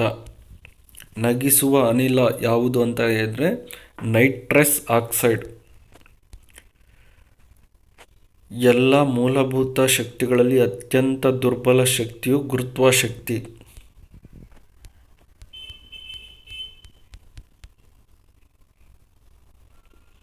ನಂತರ ಮಾಡೆಲ್ ಪೇಪರ್ 2 ಇದೆ. ಇಲ್ಲಿ ಮೊದಲನೇ ಪ್ರಶ್ನೆ ಏನಪ್ಪ ಅಂದರೆ, ಕರ್ನಾಟಕ ಸಾರ್ವಜನಿಕ ಸಂಗ್ರಹಣೆ ಪೋರ್ಟಲ್ ಪ್ರೊಕ್ಯೂರ್ಮೆಂಟ್ಗೆ ಸಂಬಂಧಿಸಿದಂತೆ ಈ ಕೆಳಗಿನ ಹೇಳಿಕೆಗಳನ್ನು ಓದಿರಿ. ಕೆಳಗೆ ನೀಡಿರುವ ಸರಿಯಾದ ಉತ್ತರವನ್ನು ಆರಿಸಿ. ಕೊಟ್ಟಿರುವಂಥ ಎಲ್ಲ ಹೇಳಿಕೆ ಸರಿಯಾಗಿದೆ. ಇದು ಪಾರದರ್ಶಕತೆ, ಹೊಣೆಗಾರಿಕೆ, ವಿಶ್ವಾಸಾರ್ಹತೆ ಮತ್ತು ಸ್ಪಂದಿಸುವಿಕೆಯನ್ನು ಹೆಚ್ಚಿಸುವ ಗುರಿಯನ್ನು ಹೊಂದಿದೆ. ಇದನ್ನು ಎಂಡ್ ಟು ಎಂಡ್ ಪರಿಹಾರ ಮಾದರಿಯಲ್ಲಿ ಅಳವಡಿಸಲಾಗಿದೆ. ಇದು ಕಡಿಮೆ ಕಾಗದದ ಕಚೇರಿ ವ್ಯವಸ್ಥೆ ಎಂದು ಪ್ರಸಿದ್ಧವಾಗಿದೆ. ಇಲ್ಲಿ ಕೊಟ್ಟಿರುವಂಥ 3 ಹೇಳಿಕೆ ಸರಿಯಾಗಿದೆ, ಹಾಗಾಗಿ ಆಪ್ಷನ್ ಡಿ ಸರಿಯಾದ ಉತ್ತರ. ಈ ಆಫೀಸ್ ಪ್ರಯೋಜನಗಳಿಗೆ ಸಂಬಂಧಿಸಿದಂತೆ ಕೆಳಗಿನ ಹೇಳಿಕೆಗಳನ್ನು ಓದಿರಿ ಅಂತ ಕೊಟ್ಟಿದ್ದಾರೆ. ಇಲ್ಲಿ ಯಾವ್ಯಾವ ಹೇಳಿಕೆ ಸರಿಯಾಗಿದೆ ಅಂದರೆ, ಕೊಟ್ಟಿರುವಂಥ 4 ಹೇಳಿಕೆಗಳು ಸರಿಯಾಗಿದೆ. ಪಾರದರ್ಶಕತೆ, ಫೈಲ್ಗಳನ್ನು ಟ್ರ್ಯಾಕ್ ಮಾಡಬಹುದು ಮತ್ತು ಅವುಗಳ ಸ್ಥಿತಿಯು ಯಾವುದೇ ಸಮಯದಲ್ಲಿ ಎಲ್ಲರೂ ತಿಳಿಯಬಹುದು. ಹೆಚ್ಚಿನ ಹೊಣೆಗಾರಿಕೆ ಮತ್ತು ಜವಾಬ್ದಾರಿ, ಮೇಲ್ವಿಚಾರಣೆ ಮಾಡಲು ಸುಲಭ. ಡೇಟಾ ಸುರಕ್ಷತೆ ಮತ್ತು ಡೇಟಾ ಸಮಗ್ರತೆಯನ್ನು ಖಾತರಿಪಡಿಸುವುದು. ಸರ್ಕಾರಿ ಕೆಲಸದ ಸಂಸ್ಕೃತಿಯನ್ನು ಪರಿವರ್ತಿಸುವುದು. ಕೊಟ್ಟಿರುವಂಥ 4 ಹೇಳಿಕೆ ಸರಿಯಾಗಿದೆ. ನಂತರ ಇ ಫಾರ್ ಅಥವಾ ಸ್ಪ್ಯಾರೋ ಇದಕ್ಕೆ ಸಂಬಂಧಿಸಿದೆ. ಇ ಫಾರ್ ಅಥವಾ ಸ್ಪ್ಯಾರೋ ಅನ್ನೋದು ಇದು ಎಲೆಕ್ಟ್ರಾನಿಕ್ ವಾರ್ಷಿಕ ಕಾರ್ಯಕ್ಷಮತೆಯ ಮೌಲ್ಯಮಾಪನದ ವರದಿಗೆ ಸಂಬಂಧಿಸಿದೆ. ಎಲೆಕ್ಟ್ರಾನಿಕ್ ವಾರ್ಷಿಕ ಕಾರ್ಯಕ್ಷಮತೆಯ ಮೌಲ್ಯಮಾಪನದ ವರದಿಗೆ ಇ ಫಾರ್ ಅಥವಾ ಸ್ಪ್ಯಾರೋ ಅನ್ನೋ ಈ ಒಂದು ವೇದಿಕೆ ಸಂಬಂಧಿಸಿದೆ. ಕರ್ನಾಟಕ ಸರ್ಕಾರದ ಮಾಹಿತಿ ಕಣಜ ಇದು ಎಲ್ಲ ಸಾರ್ವಜನಿಕ ಸೇವೆಗಳು ಮತ್ತು ಯೋಜನೆಗಳಿಗೆ ಸಂಬಂಧಿಸಿದ ಮಾಹಿತಿಯನ್ನು ಪ್ರವೇಶಿಸಲು ಒಂದೇ ವೆಬ್ ಪೋರ್ಟಲ್. ಇದಕ್ಕೆ ಮಾಹಿತಿ ಕಣಜ ಅಂತ ಹೇಳ್ತಾರೆ. ಅಂದರೆ ಸರ್ಕಾರದ ಎಲ್ಲ ಯೋಜನೆಗಳಿಗೆ ಸಂಬಂಧಿಸಿದಂತೆ ಮಾಹಿತಿಯನ್ನು ಒದಗಿಸುವಂತಹ ವೆಬ್ ಪೋರ್ಟಲ್ ಆಗಿದೆ ಮಾಹಿತಿ ಕಣಜ ಅನ್ನೋದು. 5ನೇ ಪ್ರಶ್ನೆ, ಕರ್ನಾಟಕ ಸರ್ಕಾರದ ಜನಸೇವಕ ಯೋಜನೆ ಇದಕ್ಕೆ ಸಂಬಂಧಿಸಿದೆ. ಜನಸೇವಕ ಯೋಜನೆಯು ನಾಗರಿಕರಿಗೆ ಸರ್ಕಾರಿ ಸೇವೆಗಳನ್ನು ಮನೆ ಬಾಗಿಲಿಗೆ ತಲುಪಿಸಲು. ಕರ್ನಾಟಕ ಸರ್ಕಾರದ ಜನಸೇವಕ ಯೋಜನೆ ಏನಪ್ಪ ಅಂದರೆ, ನಾಗರಿಕ ಸರ್ಕಾರಿ ಸೇವೆಗಳನ್ನು ಮನೆ ಬಾಗಿಲಿಗೆ ತಲುಪಿಸುವಂಥ ಒಂದು ಯೋಜನೆಯಾಗಿದೆ. 6ನೇ ಪ್ರಶ್ನೆ, ಕರ್ನಾಟಕ ಸರ್ಕಾರದ ಏಕ ಗವಾಕ್ಷಿ ಸಹಾಯ ಕೇಂದ್ರಕ್ಕೆ ಸಂಬಂಧಿಸಿದ ಕೆಳಗಿನ ಅಂಶಗಳನ್ನು ಓದಿ. ಯಾವ ಯೋಜನೆಗಳು ನಿಜವಾಗಿಯೂ ಕಾರ್ಯನಿರ್ವಹಿಸುತ್ತವೆ? ಸರಿಯಾದ ಉತ್ತರ ಆಪ್ಷನ್ ಡಿ, ಎಲ್ಲ ಯೋಜನೆಗಳು. ಇಲ್ಲಿ ಗ್ರಾಮ್ 1 ಯೋಜನೆ, ಬೆಂಗಳೂರು 1 ಯೋಜನೆ, ಕರ್ನಾಟಕ 1 ಯೋಜನೆ, ನಂತರ ಮೊಬೈಲ್ 1 ಯೋಜನೆ, ಈ ಎಲ್ಲ ಯೋಜನೆಗಳು ಸಹಾಯವನ್ನು ಒದಗಿಸುತ್ತವೆ. 7ನೇ ಪ್ರಶ್ನೆ, ಕರ್ನಾಟಕ ಶಾಸಕರ ಸ್ಥಳೀಯ ಪ್ರದೇಶಾಭಿವೃದ್ಧಿ ಯೋಜನೆಗೆ ಪ್ರಸ್ತುತ ಹಂಚಿಕೆ ಎಷ್ಟು ಇದೆ ಅಂತ ಕೇಳಿದರೆ, ವರ್ಷಕ್ಕೆ ಪ್ರತಿ ಕ್ಷೇತ್ರಕ್ಕೆ 200 ಲಕ್ಷ.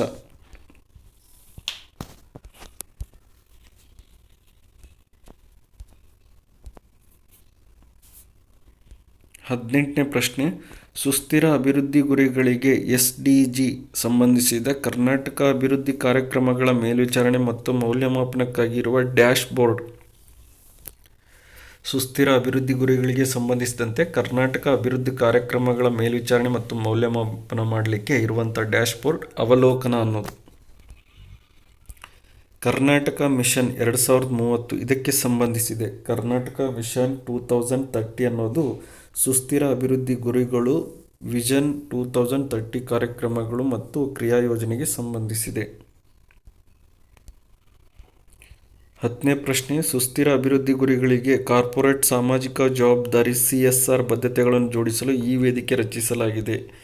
ಆಕಾಂಕ್ಷ ಅನ್ನೋ ಒಂದು ಯೋಜನೆಯನ್ನು, ಸುಸ್ಥಿರ ಅಭಿವೃದ್ಧಿ ಗುರಿಗಳನ್ನು ಕಾರ್ಪೊರೇಟ್ ಸಾಮಾಜಿಕ ಜವಾಬ್ದಾರಿ ಬದ್ಧತೆಗಳಿಗೆ ಜೋಡಿಸಲು ಆಕಾಂಕ್ಷ ಅನ್ನೋ ಒಂದು ಯೋಜನೆಯನ್ನು ಜಾರಿಗೊಳಿಸಿದ್ದಾರೆ.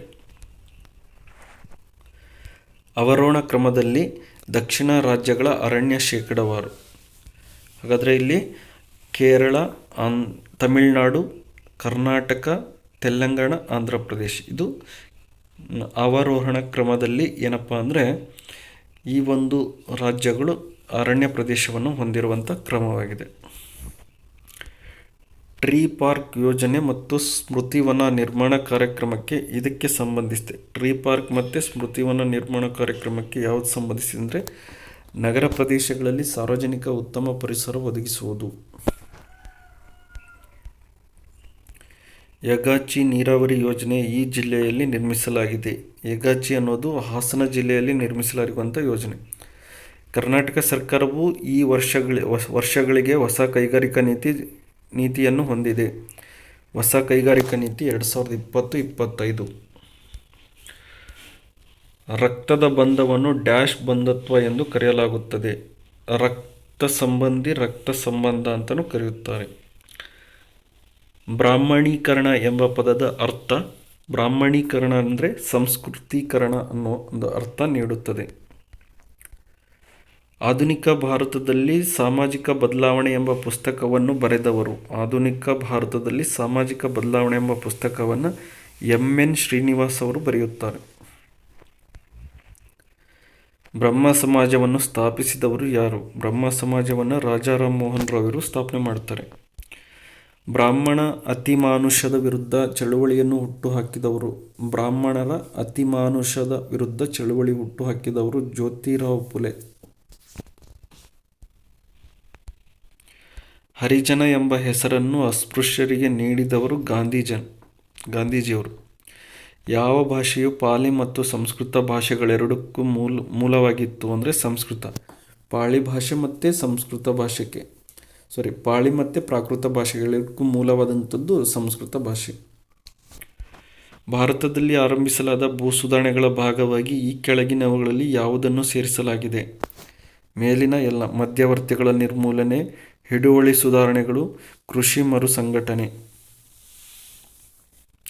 ಭೂ ಸುಧಾರಣೆಗಳ ಭಾಗವಾಗಿ ಕೆಳಗಿನ ಯಾವುದನ್ನಂದರೆ ಮಧ್ಯವರ್ತಿಗಳ ನಿರ್ಮೂಲನೆ ಮಾಡಬೇಕು, ಹಿಡುವಳಿಗಳ ಸುಧಾರಣೆಯನ್ನು ತರಬೇಕು, ಕೃಷಿಯ ಮರುಸಂಘಟನೆ ಆಗಬೇಕು. ಗೇಣಿ ಪದ್ಧತಿಯಲ್ಲಿ ಸುಧಾರಣೆ ಅಡಿಯಲ್ಲಿ ಈ ಕೆಳಗಿನವುಗಳಲ್ಲಿ ಯಾವುದು ಸುಧಾರಣಾ ಕ್ರಮ ಆಗಿಲ್ಲ? ಗೇಣಿ ಪದ್ಧತಿಯ ಸುಧಾರಣೆಯ ಅಡಿಯಲ್ಲಿ ಈ ಕೆಳಗಿನವುಗಳಲ್ಲಿ ಯಾವುದು ಸುಧಾರಣಾ ಕ್ರಮ ಆಗಿಲ್ಲ ಅಂದರೆ ಗೇಣಿ ನಿಯಂತ್ರಣ, ಹಿಡುವಳಿ ಭದ್ರತೆ, ಹಿಡುವಳಿದಾರರಿಗೆ ಹಿಡುವಳಿಯ ಹಕ್ಕನ್ನು ನೀಡುವುದು. ಈ ಎಲ್ಲ ಒಂದು ಸುಧಾರಣೆ ಆಗಿಲ್ಲ. ಕೆಳಗಿನ ಯಾವ ಹೇಳಿಕೆಗಳು ಸರಿಯಾಗಿವೆ? 1 ಮತ್ತು 2ನೇ ಹೇಳಿಕೆ. 2020ನೇ ಸಾಲಿನ ತಿದ್ದುಪಡಿಗಳು ಸೆಕ್ಷನ್ 79A ಅನ್ನು ತೆಗೆದುಹಾಕಿದೆ. ಈ ವಿಭಾಗವು ವಾರ್ಷಿಕ 25 ಲಕ್ಷಕ್ಕಿಂತ ಕಡಿಮೆ ಆದಾಯ ಹೊಂದಿದವರಿಗೆ ಮಾತ್ರ ಕೃಷಿ ಭೂಮಿಯನ್ನು ಖರೀದಿಸಲು ಅವಕಾಶ ನೀಡಿತು. 2020ನೇ ಸಾಲಿನ ತಿದ್ದುಪಡಿಗಳು ಸೆಕ್ಷನ್ 79A ಅನ್ನು ತೆಗೆದುಹಾಕಿ ಈ ವಿಭಾಗವು ವಾರ್ಷಿಕ 25 ಲಕ್ಷಕ್ಕಿಂತ ಕಡಿಮೆ ಆದಾಯ ಹೊಂದಿದವರಿಗೆ ಮಾತ್ರ ಕೃಷಿ ಭೂಮಿಯನ್ನು ಖರೀದಿಸಲು ಅವಕಾಶ ನೀಡಿತು. ನಂತರ 2ನೇ ಹೇಳಿಕೆ 2020ರ ತಿದ್ದುಪಡಿ ಸೆಕ್ಷನ್ 79B ಅನ್ನು ತೆಗೆದುಹಾಕಿದೆ. ಇದು ಕೃಷಿಯಿಂದ ಜೀವನ ಸಾಗಿಸುವ ಜನರು ಮಾತ್ರ ಕೃಷಿ ಭೂಮಿಯನ್ನು ಖರೀದಿಸಬಹುದು ಎಂದು ಅದು ಹೇಳಿದೆ. ಆಪ್ಷನ್ 1 ಮತ್ತು 2 ಸರಿಯಾದ ಉತ್ತರ. ಈ ಕೆಳಗಿನ ಯಾವುವು ಬಿ.ಡಿ. ಜತ್ತಿ ಸಮಿತಿಯ ಶಿಫಾರಸುಗಳು? ಬಿ.ಡಿ. ಜತ್ತಿ ಸಮಿತಿಯ ಶಿಫಾರಸುಗಳಂದರೆ ಜಮೀನ್ದಾರಿ ಮತ್ತು ಗೇಣಿ ಪದ್ಧತಿಯ ರದ್ದತಿಯನ್ನು, ಗುತ್ತಿಗೆಯನ್ನು ನಿಷೇಧ, ಸ್ವತಃ ಕೃಷಿಕನಿಗೆ ಭೂಮಿ. ಬಿ.ಡಿ. ಜತ್ತಿ ಸಮಿತಿಯ ಶಿಫಾರಸುಗಳು ಜಮೀನ್ದಾರಿ ಮತ್ತು ಗೇಣಿ ಪದ್ಧತಿಯನ್ನು ರದ್ದು ಮಾಡಬೇಕು, ಗುತ್ತಿಗೆಯನ್ನು ಕೂಡ ನಿಷೇಧ ಮಾಡಬೇಕು, ಸ್ವತಃ ಕೃಷಿಕನಿಗೆ ಭೂಮಿ. ಈ ಮೇಲಿನ ಎಲ್ಲ ಶಿಫಾರಸುಗಳು ಬಿ.ಡಿ. ಜತ್ತಿಯವರು ಮಾಡಿದ್ದಾರೆ. ಯಾವ ತಿದ್ದುಪಡಿ ಕರ್ನಾಟಕದಲ್ಲಿ ಉಳುವವನೇ ಭೂಮಿಗೆ ಎಂಬ ಘೋಷಣೆಯೊಂದಿಗೆ ಮಾಡಲಾಗಿದೆ? ಕರ್ನಾಟಕದ ಯಾವ ತಿದ್ದುಪಡಿ ಅಂದರೆ ಉಳುವವನೇ ಭೂಮಿಗೆ ಒಡೆಯ ಅನ್ನೋದು 1974ರ ತಿದ್ದುಪಡಿ ಪ್ರಕಾರ. ಪ್ರಧಾನಮಂತ್ರಿಯವರು ಪ್ರಾರಂಭಿಸಿರುವ ಸ್ವಾಮಿತ್ವ ಯೋಜನೆಯು ಯಾವ ಕ್ಷೇತ್ರಕ್ಕೆ ಸಂಬಂಧಿಸಿದೆ? ಭೂ ಒಡೆತನದ ದಾಖಲೆಗಳ ರಚನೆಗೆ ಸ್ವಾಮಿತ್ವ ಯೋಜನೆಯು ಸಂಬಂಧಿಸಿದೆ. ಆಪ್ಷನ್ ಎ ಸರಿಯಾದ. ಕರ್ನಾಟಕ ಭೂ ಸುಧಾರಣೆ ಕಾಯ್ದೆ 1964ರ ಅಡಿಯಲ್ಲಿ ಕುಟುಂಬ ಒಳಗೊಂಡಿಲ್ಲದೆ ಇರುವುದು. ವಿವಾಹಿತ ಹೆಣ್ಣು ಮಕ್ಕಳು. ಕುಟುಂಬ ಯಾವುದನ್ನು ಒಳಗೊಂಡಿಲ್ಲಪ್ಪ ಅಂದರೆ ವಿವಾಹಿತ ಹೆಣ್ಣು ಮಕ್ಕಳು, ಪತಿ, ಹೆಂಡತಿ, ಅವಿವಾಹಿತ ಹೆಣ್ಣು ಮಕ್ಕಳು ಇದನ್ನು ಒಳಗೊಂಡಿದೆ. ಆದರೆ ವಿವಾಹಿತ ಹೆಣ್ಣು ಮಕ್ಕಳನ್ನು ಇದು ಒಳಗೊಂಡಿಲ್ಲ.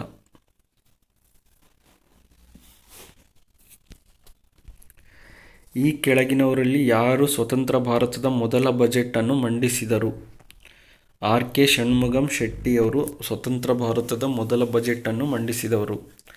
ಕೆಳಗಿನ ಯಾವ ಯೋಜನೆಯು 5 ಲಕ್ಷ ಎಕರೆಗಳನ್ನು ಸಾವಯವ ಉದ್ದೇಶ ಹೊಂದಿದೆ? ಪರಂಪರಾಗತ ಕೃಷಿ ವಿಕಾಸ್ ಯೋಜನೆ. ಕೆಳಗಿನ ಯಾವ ಯೋಜನೆಯು 5 ಲಕ್ಷ ಎಕರೆಗಳನ್ನು ಸಾವಯವ ಉದ್ದೇಶ ಹೊಂದಿದೆ ಅಂದರೆ ಪರಂಪರಾಗತ ಕೃಷಿ ವಿಕಾಸ್ ಯೋಜನೆ ಅನ್ನೋದು. ಕರ್ನಾಟಕ ಮಾನವ ಅಭಿವೃದ್ಧಿ ಸೂಚ್ಯಂಕ 2022ರಲ್ಲಿ ಈ ಕೆಳಗಿನ ಯಾವ ಜಿಲ್ಲೆಯು ಮೊದಲ ಸ್ಥಾನದಲ್ಲಿದೆ ಅಂದರೆ ಬೆಂಗಳೂರು.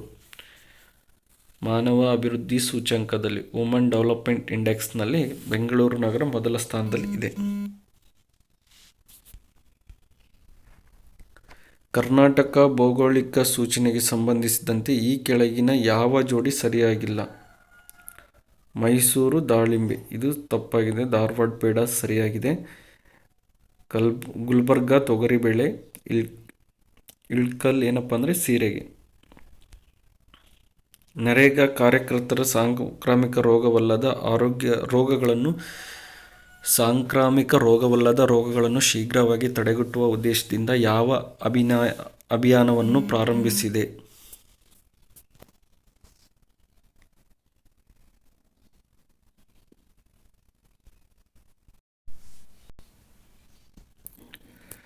ನರೇಗಾ ಕಾರ್ಯಕರ್ತರಲ್ಲಿ ಸಾಂಕ್ರಾಮಿಕ ರೋಗವಲ್ಲದ ರೋಗಗಳನ್ನು ಶೀಘ್ರವಾಗಿ ತಡೆಗಟ್ಟುವ ಉದ್ದೇಶದಿಂದ ಯಾವ ಅಭಿಯಾನವನ್ನು ಪ್ರಾರಂಭಿಸಲಾಗಿದೆ ಅಂದರೆ ಗ್ರಾಮ ಆರೋಗ್ಯ ಅಭಿಯಾನ.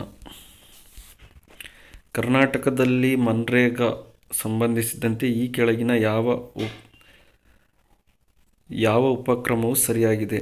ಮನ್ರೇಗಾಕ್ಕೆ ಸಂಬಂಧಿಸಿದಂತೆ ಇಲ್ಲಿ ಕೊಟ್ಟಿರುವಂಥ 2 ಮನ್ರೇಗಾ ಯೋಜನೆಯಡಿಯಲ್ಲಿ ಉತ್ತಮವಾಗಿ ಕಾರ್ಯನಿರ್ವಹಿಸುತ್ತಿರುವ ಜಿಲ್ಲೆಗಳಿಂದ ಗುರುತಿಸಲಾದ ರಾಜ್ಯದ 4,000 ಗ್ರಾಮ ಪಂಚಾಯಿತಿಗಳಲ್ಲಿ ಹಂತ ಹಂತವಾಗಿ ಶಿಶುಪಾಲನಾ ಕೇಂದ್ರಗಳನ್ನು ಆರಂಭಿಸಲಾಗುತ್ತದೆ.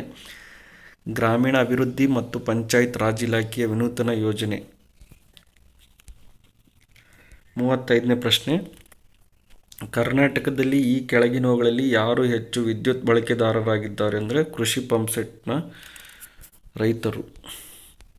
ಕರ್ನಾಟಕ ಕರಾವಳಿ ಪ್ರದೇಶ ಅಭಿವೃದ್ಧಿ ಮಂಡಳಿಯ ಪ್ರಧಾನ ಕಚೇರಿ ಇರುವುದು ಮಂಗಳೂರು.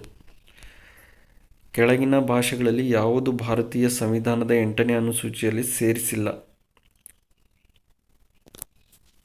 ರಾಜಸ್ಥಾನಿ ಭಾಷೆಯಿಂದ 8ನೇ ಅನುಸೂಚಿಯಲ್ಲಿ ಸೇರಿಸಿಲ್ಲ. ರಾಜ್ಯಪಾಲರು ಮರಣ ಹೊಂದಿದಾಗ ಅಥವಾ ರಾಜೀನಾಮೆ ನೀಡಿದಾಗ ಹೊಸ ರಾಜ್ಯಪಾಲರನ್ನು ನೇಮಿಸುವವರೆಗೂ ಸಾಮಾನ್ಯವಾಗಿ ಯಾರು ರಾಜ್ಯಪಾಲರು ಕಾರ್ಯಗಳನ್ನು ನಿರ್ವಹಿಸುತ್ತಾರೆ ಅಂದರೆ ಉಚ್ಚ ನ್ಯಾಯಾಲಯದ ಮುಖ್ಯ ನ್ಯಾಯಾಧೀಶರು. ಪಕ್ಷಾಂತರ ಆಧಾರದ ಮೇಲೆ ಲೋಕಸಭೆಯ ಸದಸ್ಯರ ಅನರ್ಹತೆಗೆ ಸಂಬಂಧಿಸಿದಂತೆ ಯಾವುದೇ ಪ್ರಶ್ನೆಯನ್ನು ಇವರಿಂದ ನಿರ್ಧರಿಸಲಾಗುತ್ತದೆ? ಲೋಕಸಭೆಯ ಸ್ಪೀಕರ್. ಭಾರತದ ಉಪರಾಷ್ಟ್ರಪತಿಯು ಚುನಾವಣಾ ಕಾಲೇಜನ್ನು ಯಾರನ್ನು ಒಳಗೊಂಡಿದೆ ಅಂದರೆ ಕೇವಲ ಸಂಸತ್ತನೇ ಸದಸ್ಯರಿಂದ. ಈ ಕೆಳಗಿನ ಭಾರತ ಸಂವಿಧಾನದ ಯಾವ ಭಾಗವು ಕಲ್ಯಾಣ ರಾಜ್ಯಗಳ ಪರಿಕಲ್ಪನೆ ಒಳಗೊಂಡಿದೆ ಅಂದರೆ ನಿರ್ದೇಶನ ತತ್ವಗಳು. ಒಂದು ರಾಜ್ಯದ ಮುಖ್ಯಮಂತ್ರಿ ಈ ಕೆಳಗಿನವರಿಗೆ ಜವಾಬ್ದಾರರಾಗಿರುತ್ತಾರೆ? ಶಾಸಕಾಂಗ ಸಭೆಗೆ. ಕೆಳಗಿನ ಹೇಳಿಕೆಗಳನ್ನು ಪರಿಗಣಿಸಿ ಕೊಟ್ಟಿರುವಂತಹ ಯಾವ ಹೇಳಿಕೆ ಸರಿಯಾಗಿದೆ ಅಂದರೆ ಇಲ್ಲಿ ಕೊಟ್ಟಿರುವಂಥ 2 ಹೇಳಿಕೆ. ಸಂಸತ್ತು ಇಡೀ ಭಾರತಕ್ಕೆ ಅಥವಾ ಪ್ರದೇಶದ ಯಾವುದೇ ಭಾಗಕ್ಕೆ ಕಾನೂನುಗಳನ್ನು ಮಾಡಬಹುದು. ರಾಜ್ಯ ಶಾಸಕಾಂಗವು ಮಾಡಿದ ಕಾನೂನುಗಳು ರಾಜ್ಯದ ಹೊರಗೆ ಅನ್ವಯಿಸುವುದಿಲ್ಲ. ಅಂತಾರಾಜ್ಯ ಜಲ ವಿವಾದ ಉಲ್ಲೇಖಿಸಿ ಈ ಕೆಳಗಿನ ಹೇಳಿಕೆಗಳನ್ನು ಪರಿಗಣಿಸಿ. ಕೊಟ್ಟಿರುವಂಥ ಹೇಳಿಕೆಯಲ್ಲಿ 1 ಮತ್ತು 2 ಹೇಳಿಕೆ ಸರಿಯಾಗಿವೆ. ಸಂವಿಧಾನವು ಸಂಸತ್ತಿನ ಅಂತಾರಾಜ್ಯ ಜಲ ವಿವಾದ ನಿರ್ಣಯದ ಮೇಲೆ ಕಾನೂನುಗಳನ್ನು ಮಾಡಲು ಅಧಿಕಾರವನ್ನು ನೀಡಿದೆ. ನಂತರದಾಗಿ ಅಂತಹ ಯಾವುದೇ ವಿವಾದಕ್ಕೆ ಸಂಬಂಧಿಸಿದಂತೆ ಭಾರತದಲ್ಲಿ ಯಾವುದೇ ನ್ಯಾಯಾಲಯವು ನ್ಯಾಯವ್ಯಾಪ್ತಿಯನ್ನು ಹೊಂದಿಲ್ಲ. ಕೆಳಗಿನ ಅನುಸೂಚಿಯಲ್ಲಿ ಯಾವುದು ಗ್ರಾಮೀಣ ಸ್ಥಳೀಯ ಸಂಸ್ಥೆಗಳ ಸಭೆಗಳ ಆಡಳಿತಾತ್ಮಕ ಅಧಿಕಾರಗಳಿಗೆ ಸಂಬಂಧಿಸಿದೆ? ಕೆಳಗಿನ ಅನುಸೂಚಿಯಲ್ಲಿ ಯಾವುದು ಗ್ರಾಮೀಣ ಸ್ಥಳೀಯ ಸಂಸ್ಥೆಗಳ ಸಭೆಗಳ ಆಡಳಿತಾತ್ಮಕ ಅಧಿಕಾರಗಳಿಗೆ ಸಂಬಂಧಿಸಿದೆ ಅಂದರೆ 11ನೇ ಅನುಸೂಚಿ. ಪಂಚಾಯತ್ ಸದಸ್ಯತ್ವಕ್ಕೆ ಕನಿಷ್ಠ ವಯಸ್ಸು 21 ವರ್ಷಗಳು. ಗ್ರಾಮೀಣ ಸ್ಥಳೀಯ ಸಂಸ್ಥೆಗಳ ಚುನಾವಣೆಗಳನ್ನು ನಡೆಸುವುದು ಯಾವ ಸಂಸ್ಥೆ ಜವಾಬ್ದಾರಿಯಾಗಿದೆ ಅಂದರೆ ರಾಜ್ಯ ಚುನಾವಣಾ ಆಯೋಗದ ಜವಾಬ್ದಾರಿ. ಮುಂದಿನ ಪ್ರಶ್ನೆ, ಸಂವಿಧಾನದ 73ನೇ ತಿದ್ದುಪಡಿ ಕೆಳಗಿನವುಗಳಲ್ಲಿ ಯಾವುದಕ್ಕೆ ಸಂಬಂಧಿಸಿದೆ ಅಂದರೆ ಪಂಚಾಯಿತಿಗಳಿಗೆ. ಭಾರತದ ಪಂಚಾಯತ್ ರಾಜ್ ವ್ಯವಸ್ಥೆಯಲ್ಲಿ ಎಷ್ಟು ಶ್ರೇಣಿಗಳಿವೆ? 3.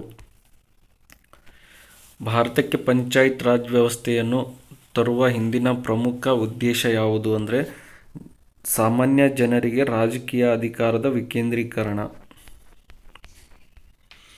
ಪಂಚಾಯತ್ ರಾಜ್ 3 ಹಂತದ ವ್ಯವಸ್ಥೆಯನ್ನು ಯಾವ ರಾಜ್ಯವು ಮೊದಲ ಬಾರಿಗೆ ಅಳವಡಿಸಿಕೊಂಡಿದೆ? ರಾಜಸ್ಥಾನ್. ರಾಮಚರಿತಮಾನಸ ಲೇಖಕರಾದ ತುಳಸಿದಾಸರು ಯಾರ ಸಮಕಾಲೀನವರು? ಅಕ್ಬರ್. ಭಾರತದಲ್ಲಿ ಇಂಗ್ಲಿಷ್ ಕಾರ್ಖಾನೆಗಳನ್ನು ಸ್ಥಾಪಿಸಿದ ಸರಿಯಾದ ಕಾಲಾನುಕ್ರಮ ಸೂರತ್, ಮದ್ರಾಸ್, ಹೂಗ್ಲಿ ಮತ್ತು ಸುಲ್ತಾನುತಿ ಅನ್ನೋದು. ಕಂದಾಯ ನೀತಿ ಮತ್ತು ಪ್ರದೇಶಗಳಿಗೆ ಸಂಬಂಧಿಸಿದಂತೆ ಇಲ್ಲಿ ಸರಿಯಾದಂಥದ್ದು ಯಾವುದಪ್ಪ ಅಂದರೆ 1, 3, 2, 4. ಕಾಯಂ ಜಮೀನ್ದಾರಿ ಪದ್ಧತಿ ಬೆಂಗಾಲ್, ಬಿಹಾರ, ಒಡಿಸ್ಸಾ. ರೈತವಾರಿ ಪದ್ಧತಿ ಬಾಂಬೆ ಮತ್ತು ಮದ್ರಾಸ್. ನಂತರ ಇಲ್ಲಿ 2, 4 ಬರುತ್ತೆ. ಮಹಲ್ವಾರಿ ಪದ್ಧತಿ ಪಂಜಾಬ್ ಮತ್ತು ಯುನೈಟೆಡ್ ಪ್ರೊವಿನ್ಸಿ. ಜಪ್ತಿ ಪದ್ಧತಿ ಗುಜರಾತ್.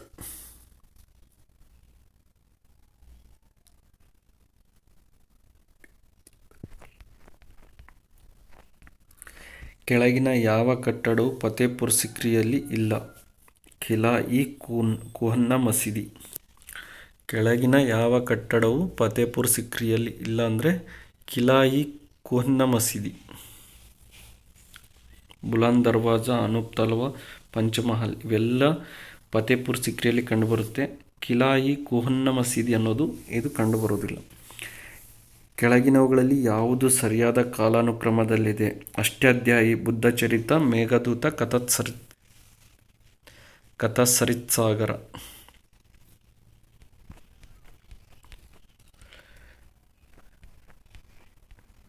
ಈ ಒಂದು ಪಟ್ಟಿ ಮರಾಠರ ಒಕ್ಕೂಟ ಮತ್ತು ಈಸ್ಟ್ ಇಂಡಿಯಾ ಕಂಪನಿಗಳ ಒಪ್ಪಂದ. ಇದಕ್ಕೆ ಸರಿಯಾದಂಥ ಉತ್ತರ ಪೇಶ್ವಾ, ಬೇಸಿನ್, ಹೋಳ್ಕರ್, ರಾಜ್ಘಾಟ್, ಭೋನ್ಸ್ಲೆ, ದೇವಾಂಗನ್, ಸಿಂಧಿ, ಸುರಿಜ್ ಅರ್ಜುನ್ ಗಾನ್.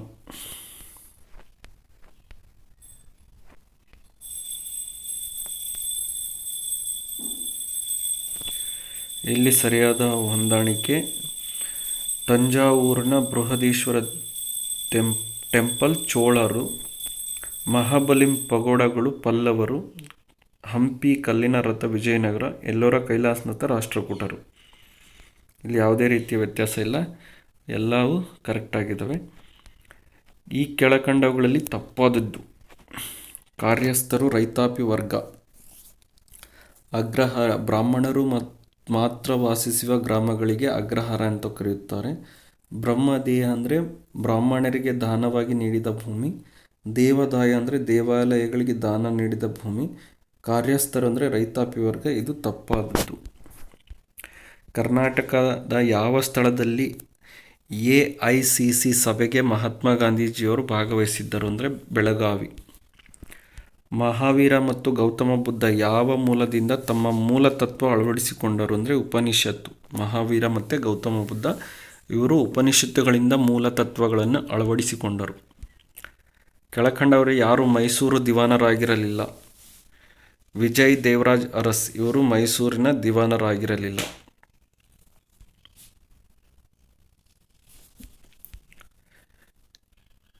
ನಂತರದಾಗಿ ಕೆಳಗಿನವುಗಳಲ್ಲಿ ಯಾವ ಹೇಳಿಕೆ ಸರಿಯಾಗಿದೆ ಅನ್ನೋದು. ಇಲ್ಲಿ ಕೊಟ್ಟಿರುವಂಥ 2 ಹೇಳಿಕೆ ಸರಿಯಾಗಿದೆ. ಕನಕದಾಸರ ಮೂಲ ಹೆಸರು ತಿಮ್ಮಪ್ಪ ನಾಯಕ. ಮೋಹನ ತರಂಗಿಣಿ ಇದು ಕನಕದಾಸರು ರಚನೆ ಮಾಡಿದ್ದರು. ಕರ್ನಾಟಕ ಸಂಗೀತ ಪಿತಾಮಹ ಅಂತ ಇವರನ್ನು ಕರೆಯೋದಿಲ್ಲ, ಪುರಂದರದಾಸರನ್ನು ಕರೆಯಲಾಗುತ್ತದೆ. ಹಾಗಾಗಿ 3ನೇ ಆಪ್ಷನ್ ತಪ್ಪಾಗಿದೆ. ಹಳೇಬೀಡಿನ ಹಳೆಯ ಹೆಸರು ದ್ವಾರಸಮುದ್ರ. ಕರ್ನಾಟಕದ ಈ ಕೆಳಗಿನ ಯಾವ ಸ್ಥಳದಲ್ಲಿ ಬಾಹುಬಲಿ ಮೂರ್ತಿ ಕಾಣಬರುವುದಿಲ್ಲ ಅಂದರೆ ಉಡುಪಿ. ಒನಕೆ ಓಬವ್ವಳು ಚಿತ್ರದುರ್ಗ ಕೋಟೆಯನ್ನು ಹೈದರ್ ಅಲಿಯ ಸೈನ್ಯದಿಂದ ರಕ್ಷಿಸಿದ ಕಾಲ ಅಲ್ಲಿಯ ಪಾಳೆಯಗಾರರು ಯಾರಾಗಿದ್ದರು ಅಂದರೆ ರಾಜ ವೀರ ಮದಕರಿ ನಾಯಕ ಅಲ್ಲಿನ ಪಾಳೆಯಗಾರರಾಗಿದ್ದರು. ಸೌರ ಕುಟುಂಬದಲ್ಲಿ ಗಾತ್ರದ ಪ್ರಕಾರ ಗ್ರಹಗಳ ಅವರೋಹಣ ಕ್ರಮ: ಗುರು, ಶನಿ, ಯುರೇನಸ್, ನೆಪ್ಚೂನ್. ಅಂತಾರಾಷ್ಟ್ರೀಯ ದಿನದ ರೇಖೆಯು ಯಾವ ಜಲಸಂಧಿಯ ಮೂಲಕ ಹಾದು ಹೋಗುತ್ತದೆ ಅಂದರೆ ಬೇರಿಂಗ್ ಜಲಸಂಧಿಯ ಮೂಲಕ. ಕೆಳಗಿನವುಗಳಲ್ಲಿ ಯಾವುದು ಶೀತ ಸಾಗರದ ಪ್ರವಾಹ? ಲ್ಯಾಬ್ರಡಾರ್ ಸ್ಟ್ರೀಮ್ ಅನ್ನೋದು ಇದು ಶೀತ ಸಾಗರ ಪ್ರವಾಹವಾಗಿದೆ.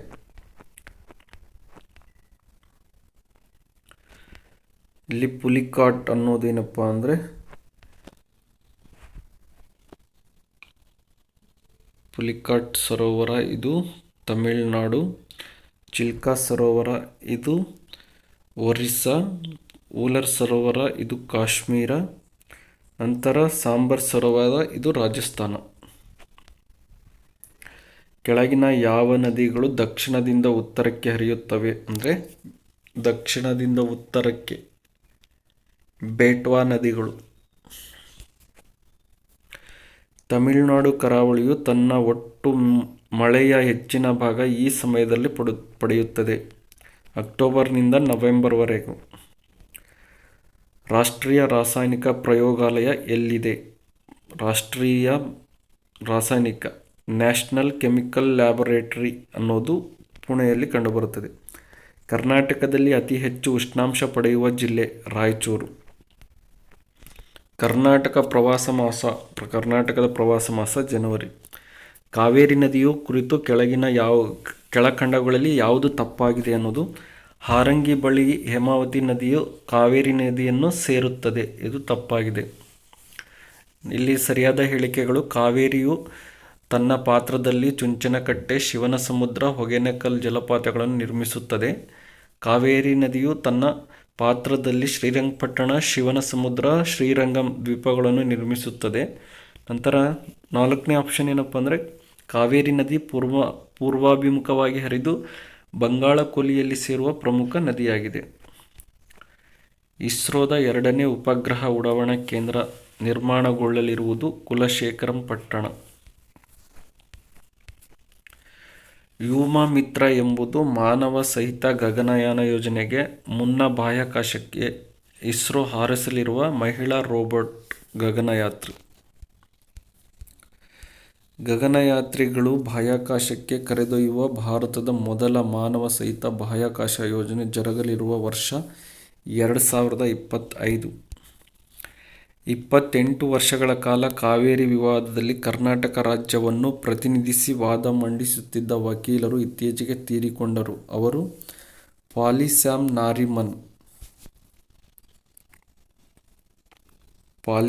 ನಾರಿಮನ್ ಇವರು ತೀರ್ಕೊಂಡ್ರು.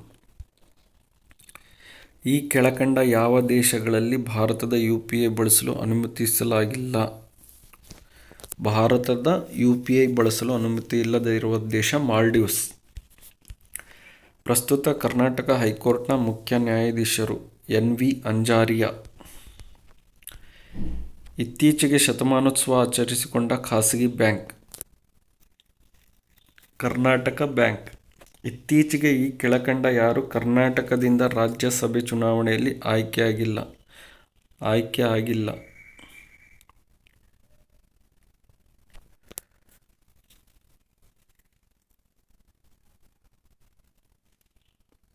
ಸುಧಾಮೂರ್ತಿಯವರು ಆಯ್ಕೆಯಾಗಿಲ್ಲ. ಪ್ರಪಂಚದಲ್ಲಿ ಅತಿ ಹೆಚ್ಚು ಹಣವನ್ನು ರಕ್ಷಣಾ ಬಜೆಟ್ಗಾಗಿ ಮಂಡಿಸುವಂತಹ ದೇಶ ಅಮೆರಿಕ. ಎಲಾನ್ ಮಸ್ಕ್ ರವರು ನ್ಯೂರೋಲಿಂಕ್ ಯೋಜನೆಯು ಏನಾಗಿದೆ ಅಂದರೆ ಮಾನವನ ಮೆದುಳಿಗೆ ಚಿಪ್ ಅಳವಡಿಸುವುದು.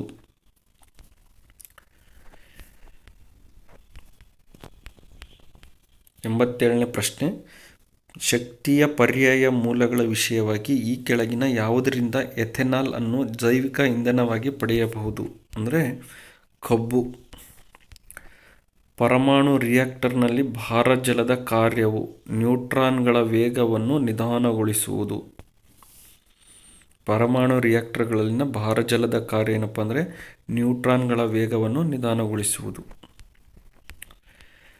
ಫಿಂಗರ್ ಪ್ರಿಂಟ್ ಸ್ಕ್ಯಾನಿಂಗ್ ಜೊತೆ ವ್ಯಕ್ತಿಯ ಬಯೋಮೆಟ್ರಿಕ್ ಗುರುತಿಸುವಿಕೆಯಲ್ಲಿ ಈ ಕೆಳಗಿನ ಯಾವುದನ್ನು ಬಳಸಬಹುದು? ಎಲ್ಲವನ್ನು. ಐರಿಸ್ ಸ್ಕ್ಯಾನಿಂಗ್, ರೆಟಿನಲ್ ಸ್ಕ್ಯಾನಿಂಗ್, ಧ್ವನಿ ಗುರುತಿಸುವಿಕೆ ಎಲ್ಲವನ್ನು ಬಳಸಬಹುದು. ಕೆಳಗಿನ ಯಾವ ಪದವು ಜೀವಿಯು ವಾಸಿಸುತ್ತಿರುವ ಭೌತಿಕ ಪ್ರದೇಶ ಮಾತ್ರವಲ್ಲದೆ ಜೀವಿ ಸಮುದಾಯದಲ್ಲಿ ಅದರ ಕ್ರಿಯಾತ್ಮಕ ಪಾತ್ರವನ್ನು ವಿವರಿಸುತ್ತದೆ? ಎಕಾಲಜಿಕಲ್ ನೀಚೆ.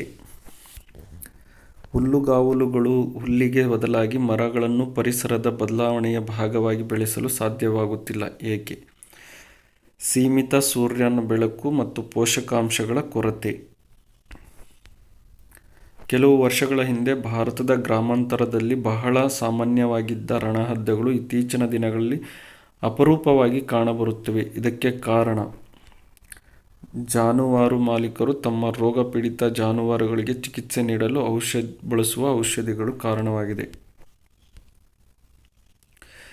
ಕ್ಲೋರಿನೇಟೆಡ್ ಹೈಡ್ರೋಕಾರ್ಬನ್ ಆಗಿರುವ ಕೀಟನಾಶಕವನ್ನು ಆಹಾರ ಬೆಳೆಗೆ ಸಿಂಪಡಿಸಿದಾಗ ಆಹಾರ ಸರಪಳಿಯಲ್ಲಿ ಆಹಾರ ಬೆಳೆ, ಇಲಿ, ಹಾವು, ಗಿಡಗ ಈ ಸರಪಳಿಯಲ್ಲಿ ಕೀಟನಾಶಕದ ಅತ್ಯಧಿಕ ಸಾಂದ್ರತೆಯು ಈ ಕೆಳಗಿನ ಯಾವುದರಲ್ಲಿ ಸಂಗ್ರಹಗೊಳ್ಳುತ್ತದೆ ಅಂದರೆ ಗಿಡುಗ. ಭೂಮಿಯಲ್ಲಿ ಶುದ್ಧ ನೀರಿನ ಪ್ರಮಾಣದ ಶೇಕಡಾವಾರು 2.5%. ಪರಿಸರದಲ್ಲಿ ಸಾರಜನಕ ಅನಿಲವು ಅತಿ ಹೆಚ್ಚು ಇರುವುದು. ಸಾರಜನಕ ಅನಿಲ ಅತಿ ಹೆಚ್ಚಾಗಿರುವುದು ಗಾಳಿಯಲ್ಲಿ. ಭಾರತದಲ್ಲಿ ಈ ಕೆಳಗಿನ ಯಾವ ವರ್ಗದ ಸುರಕ್ಷಿತ ಪ್ರದೇಶದಲ್ಲಿ ಸ್ಥಳೀಯ ಜನರು ಅರಣ್ಯೋತ್ಪನ್ನವನ್ನು ಸಂಗ್ರಹಿಸಲು ಮತ್ತು ಬಳಸಲು ಅನುಮತಿಸಲಾಗುವುದಿಲ್ಲ? ರಾಷ್ಟ್ರೀಯ ಉದ್ಯಾನವನಗಳು. ಕೆಳಗಿನವುಗಳಲ್ಲಿ ಯಾವುದು ಸಸ್ಯ ಸಂರಕ್ಷಣೆಯ ಇನ್ಸೈಟ್ ವಿಧಾನವಾಗಿಲ್ಲ? ಬಟಾನಿಕಲ್ ಗಾರ್ಡನ್ ಅನ್ನೋದು. ಇನ್ಸೈಟ್ ವಿಧಾನ ಯಾವುದಲ್ಲಪ್ಪ ಅಂದರೆ ಬಟಾನಿಕಲ್ ಗಾರ್ಡನ್.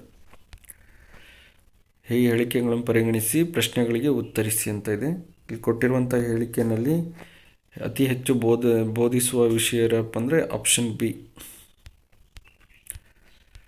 99. ಒಂದು ಚೀಲದಲ್ಲಿ 50 ಪೈಸೆ, 25 ಪೈಸೆ ಮತ್ತು 10 ಪೈಸೆಯ ನಾಣ್ಯಗಳು 2:3:5 ಅನುಪಾತದಲ್ಲಿವೆ. ಇವೆಲ್ಲದರ ಒಟ್ಟು ಮೊತ್ತ 90 ಆಗಿದ್ದರೆ ಅವುಗಳಲ್ಲಿ 25 ಪೈಸೆಯ ನಾಣ್ಯಗಳು ಸಂಖ್ಯೆಗಳು ಎಷ್ಟು ಅನ್ನೋದು ಹೇಳಿದರೆ 120 ಸರಿಯಾದ ಉತ್ತರ. ನಂತರ 100ನೇ ಪ್ರಶ್ನೆ. ಒಂದು ವಸ್ತುವಿನ ಬೆಲೆಯನ್ನು 4% ಹೆಚ್ಚಿಸಲಾಗಿದೆ. ಹೆಚ್ಚಳದ ನಂತರ ವಸ್ತುವಿನ ಬೆಲೆ 832 ಆಗಿದ್ದರೆ ಆ ವಸ್ತುವಿನ ಮೂಲ ಬೆಲೆ ಎಷ್ಟು?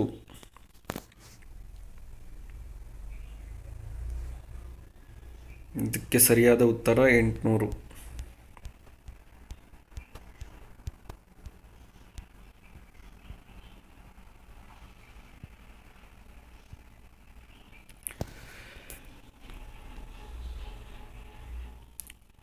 ಮೂರನೇ ಮಾಡೆಲ್ ಪ್ರಶ್ನೆ ಪತ್ರಿಕೆ. ಈ ಕೆಳಗಿನ ಯಾವ ಯೋಜನೆಯ ಮೂಲಕ ಗ್ರಾಮ ಪಂಚಾಯಿತಿಗಳಿಗೂ ವೈಡ್ ಏರಿಯಾ ನೆಟ್ವರ್ಕ್ ಸಂಪರ್ಕವನ್ನು ವಿಸ್ತರಿಸಲು ಯೋಜಿಸಲಾಗಿದೆ? ಕೆಳಗಿನ ಯಾವ ಯೋಜನೆಯ ಮೂಲಕ ಗ್ರಾಮ ಪಂಚಾಯಿತಿಗಳಿಗೂ ವೈಡ್ ಏರಿಯಾ ನೆಟ್ವರ್ಕ್ ಸಂಪರ್ಕವನ್ನು ವಿಸ್ತರಿಸಲು ಯೋಜಿಸಲಾಗಿದೆ ಅಂದರೆ KSWAN 3.0. ಆಪ್ಷನ್ ಸಿ ಸರಿಯಾದ ಉತ್ತರ. ಈ ಆಡಳಿತದಲ್ಲಿ DSC ಕೀ ಎಂಬುದು ಹೆಚ್ಚಾಗಿ ಬಳಸಲಾಗುತ್ತಿದೆ. ಇಲ್ಲಿ DSC ಎಂದರೆ digital signature certificate.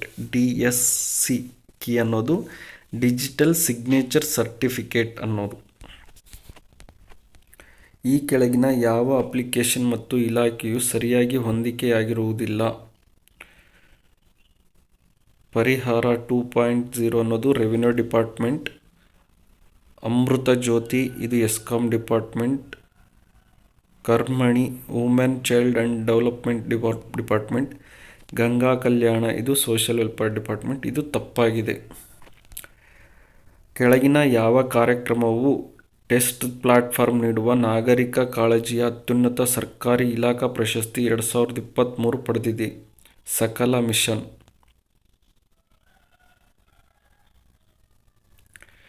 Tesla platform ನೀಡುವ ನಾಗರಿಕ ಕಾಳಜಿಯನ್ನು ಪಡೆದಿರೋದು ಯಾವುದಪ್ಪ ಅಂದರೆ ಸಕಲ ಮಿಷನ್.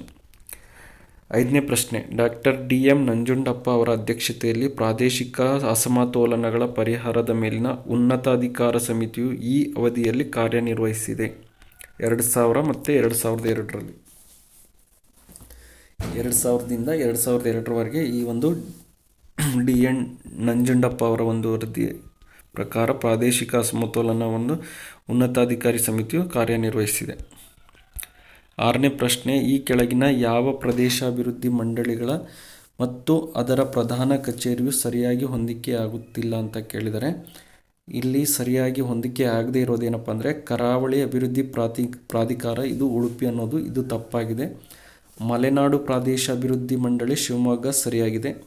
ಬಯಲು ಸೀಮೆ ಪ್ರದೇಶಾಭಿವೃದ್ಧಿ ಮಂಡಳಿ ಚಿತ್ರದುರ್ಗ ಇದು ಸರಿಯಾಗಿದೆ. ಹಾಗಾದರೆ ಕರಾವಳಿ ಅಭಿವೃದ್ಧಿ ಪ್ರಾಧಿಕಾರ ಮಂಡಳಿ ಇದು ಉಡುಪಿಯಲ್ಲ, ಮಂಗಳೂರಿನಲ್ಲಿದೆ.